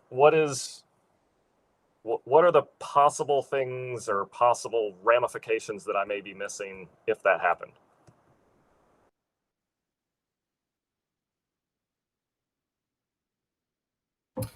Well, I'll chime in, and Janice, you can, give your thoughts. So if this doesn't move forward and we pull this back, then there is no longer any site can go ahead and apply for redevelopment. So that would be the effect. Under their existing zoning. I'm just going to go off under their existing zoning, or ask for a conditional zoning to rezone it to something else, but they'd need to meet the current zoning requirements for their currently zoned property. And if I may, Mr. Chairman, just to add a little more to that, given the size of these projects, they would have to be conditionally zoned. And that was going to be my comment, is I'm pretty sure that these would all have to be conditional zonings, the one that Mr. Stevens showed. So that, in a sense, there would be a review of those. Now, that's not to say that, you know, I'm thinking about where what used to be the gas station, which is now of the old Steinmart on Merriman. That's obviously a smaller parcel that could be rebuilt under current zoning and not have to do conditional zoning, I'm sure. So there would be some that would not have another review other than staff level review. Mr. Bubenick, you had a comment?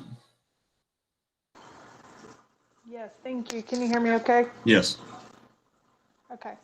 I just wanted to go back and talk about what Tony had brought up in regards to parking. And I definitely support less parking. And I agree with what he said where, you know, if you do build less parking, people will figure out a different way to get there. There's a brand new Ingalls by my house on Airport Road, and I walk to it now. It's less than 1 mile. It's 0.9 miles. And there's less parking at that grocery store than there are at the other Ingalls, and people walking up and down Airport Road with their bags going to and from the hotels. And I see that being a possibility as well. So, and while I don't work in the grocery business, I do work in retail, and I've seen how much more people shop online now. So just a quick Google search just now shows that more than 60% of people, consumers, will be buying groceries online. So I think less parking is something that needs to be looked at as we're talking about this.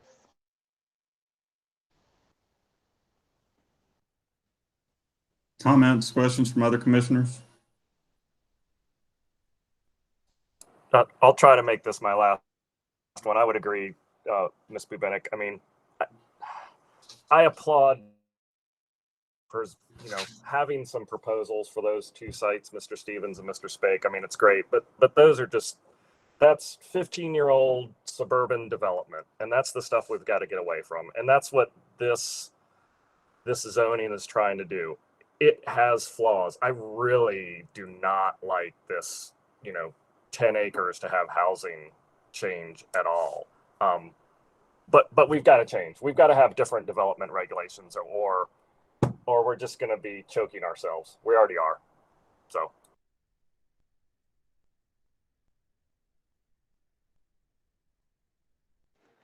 Can I just add one more comment as well?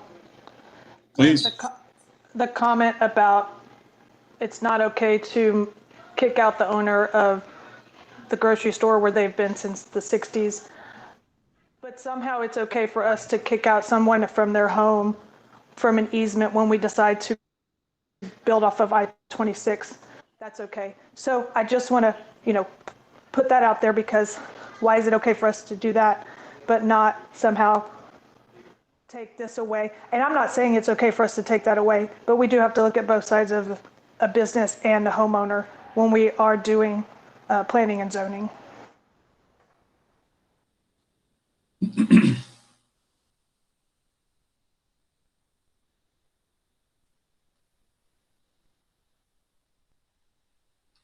We are in a situation right now, and I will completely agree with Mr. Spake, that we are in a condition right now where we, in many cases, have no choice but to drive to pick up our groceries. I happen to live close enough to the Ingalls in North Asheville that I can walk or ride my bike, but not everybody does, and not everybody's able to.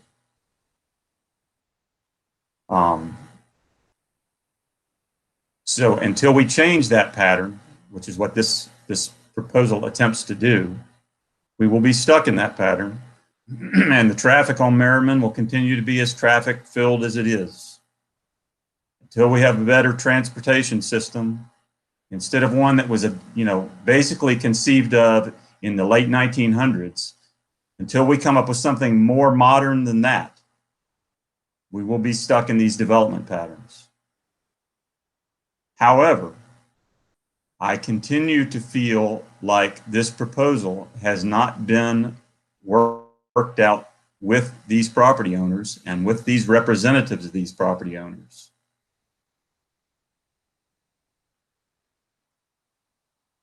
And I wonder if, the requested it's one more month after one more month. I wasn't here at the last meeting, so I'm, not sure why it got extended, but is one more month enough to make a difference, to make a decision? Is there a charrette that can happen that will make these property owners comfortable that what's being proposed is going to be profitable? And we all know that ultimately, whether it's residential or commercial or industrial or whatever, it ain't going to happen if it's not profitable. And as I said earlier, every one of these sites desperately needs to be redeveloped. And that's no negative comment on the existing Ingalls stores that are in these locations. Please. Thank you. I'd just like to make a quick comment. I've mentioned already that we've made many changes as a result of our conversations with some of these representatives. And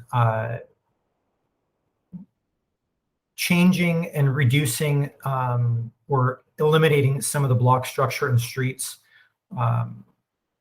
we could argue would really undermine the whole initiative.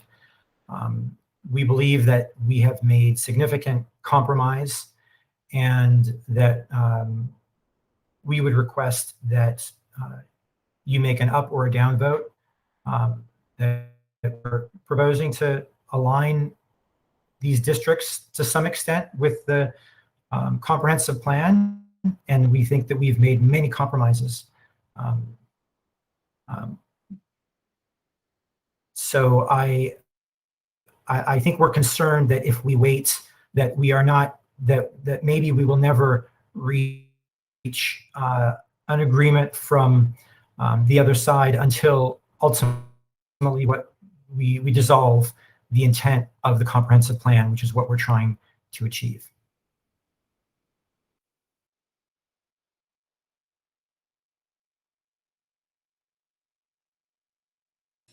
I think that the representatives of the property owners were clear in expressing gratitude for the changes that had been made. But what I'm hearing, and unfortunately the way you just phrased it is indicative of the problem, which is it's us against them. And that's really not where we want to be as a community. And what I'm hearing from the developers, or the representatives of the developers at this point, is that what's being proposed can't work. And what I'm hearing from you and from Mr. Setback and from the planning department is it can work. And I believe that there's a solution that can work. But the people that are impacted the most by the proposal don't believe it can work. And I guess we need to get to a place where they're in agreement that it can work. And what does it take to get to yes? Does it take, that's why I ask, is 30 more days sufficient? Chairman Hauser, yeah, I think honestly we're probably at a point. We have held a design charrette at least 1-2 years ago with engineers and architects and designers for some of these applicants and the representatives. We've been working and collaborating for 3 years, which is, as we all noted, is a very long time. That's included many hours of conversations and meetings, and as I mentioned, the design charrette. I think we're really at the point where we are asking for a vote from the commission. We're ready to move on to council with or without a vote at this point from the commission. And at some point, 3 years, we have a legal obligation to continue to move this forward. I don't think at this time 1 more month will make any difference. And I would just like to add that I don't think that we're setting up an us versus them scenario. I do think we've worked with the property owners as much as we could. I think what Videla is just saying that we've come to a point where there doesn't seem to be any other path forward without, as he said, compromising the intent of the code. Okay. Would somebody like to make a motion?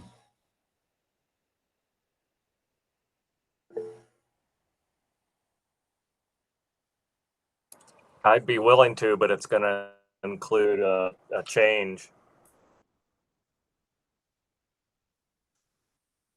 Please proceed.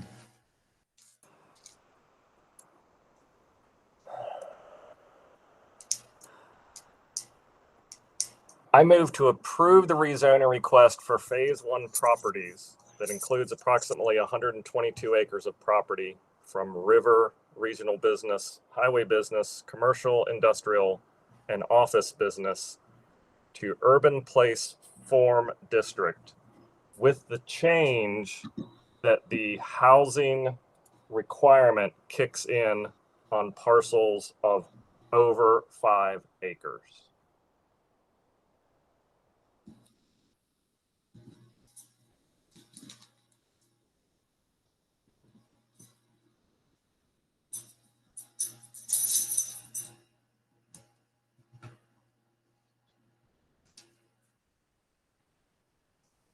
Mr. Archibald, did you finish the motion? Usually you say how it's consistent with the.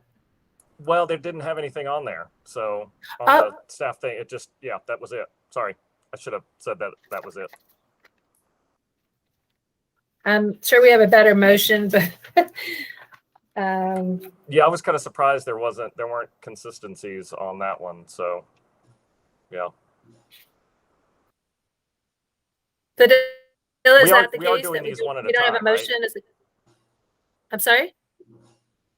We're doing them one at a time, right? Because there's the text amendment and then there's the implementation. So we're doing them one at a time, correct? Yes, we have to do 2 separate votes. Okay. If you can use, if this was an oversight, the suggested motion from the text amendment includes the consistency statement. And that's really the same as. You could vote on them together too, because they are one and the same. They're, the text amendment and the zoning, but I don't know if you're going to have further discussion about the text amendment. So let's do the zoning first. Okay, can I just add to the motion I just made then? So picking that up, then find that the proposed rezoning would be, is in the public interest, is consistent with the city's comprehensive plan, and meets the development needs of the community, and that the rezoning will encourage responsible growth, increased mixed-use development along transit corridors, improve urban design, make streets more walkable, comfortable, and connected, increase housing supply, and encourage the development of affordable housing, and facilitate development that maximizes public benefit. So that was the consistency parts from the text amendment one.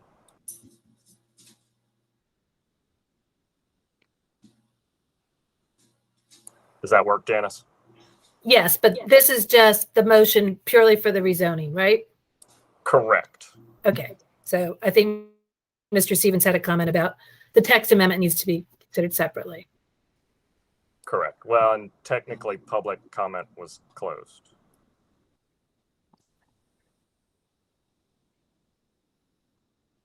We have a motion. We have a second.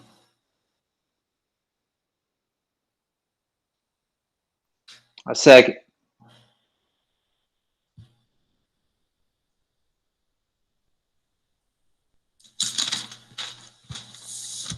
We have a motion and a second. Mr. Archibald. Aye. Ms. Bubenik.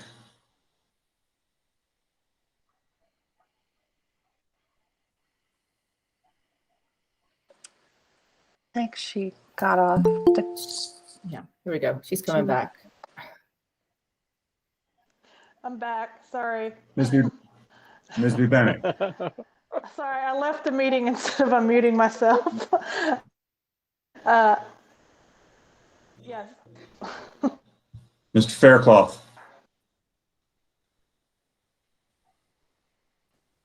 Aye. Ms. Levi, Aye. Mr. Hope, Aye. Mr. Rodriguez, Aye. and I will vote nay. Motion passes 6-1.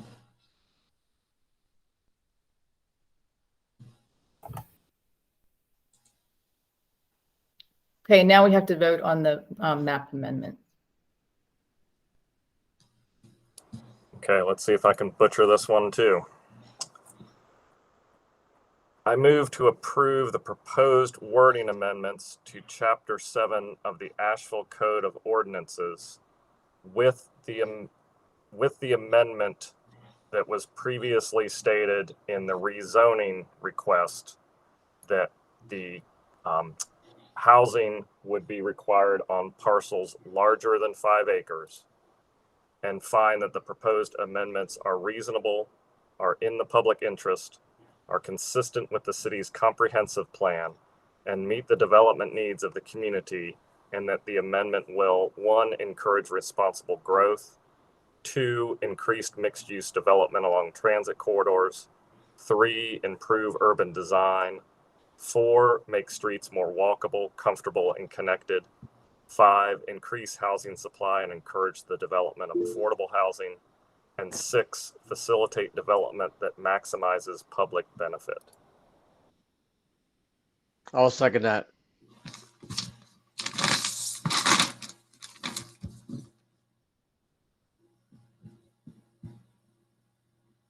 We have a motion and a second.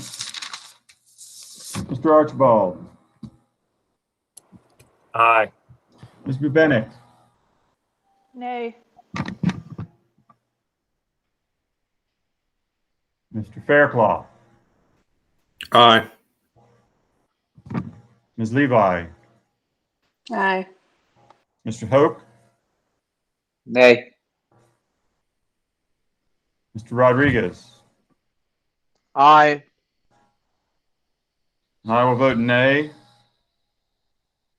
The motion passes 4-3.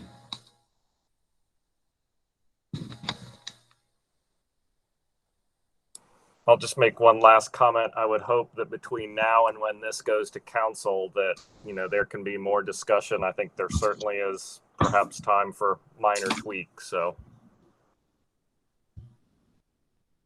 And with that, we have completed our agenda for this evening. Our next meeting will be on, I don't know when. October 6th. October 6th. Sorry. I was trying to help you, Chair. October 6th. And before we log off, this is Guillermo and Tony's last meeting. So I just want to thank them both for all of their hard work over the last 6 years. It's been great working on this commission with both of you. Very much. Thanks. Thank you. And thank you. Yes. Thank you, guys. Thank you, I guys. also want to- I've learned a Thank you lot so from much. you, and it's been a wonderful. You got staff. You are incredible. You never cease to amaze me, and I will continue serving on other things. So you're not done with me yet. So On behalf of the city, we greatly appreciate the amount of time and hours. We know that it's a tremendous effort to do this on your own time, not paid. Volunteering is a big thing in the city, and we greatly appreciate it. And this just means you can apply to all the other boards and commissions that are available. Just throw that out there. You heard that right, Tony? So I have to say as well how much I've appreciated working with you both, and I look forward to working with Guillermo still. And I hope that we see you around in lots of other capacities. Thanks. Really appreciate it. Everybody. Thank you. I think one of the two of you needs to make the motion to adjourn. Yes. And the other should second. Wait a minute. Look at that mask. Ready for Halloween already? I've been moved to told that I adjourn. look like a Sith. So there you go. Is that All right, a so Star Tony Wars made a reference? motion to adjourn. And I move to adjourn. Gio? Gio All right. All right. Thanks, Bye, everyone. guys. Bye. Thank you.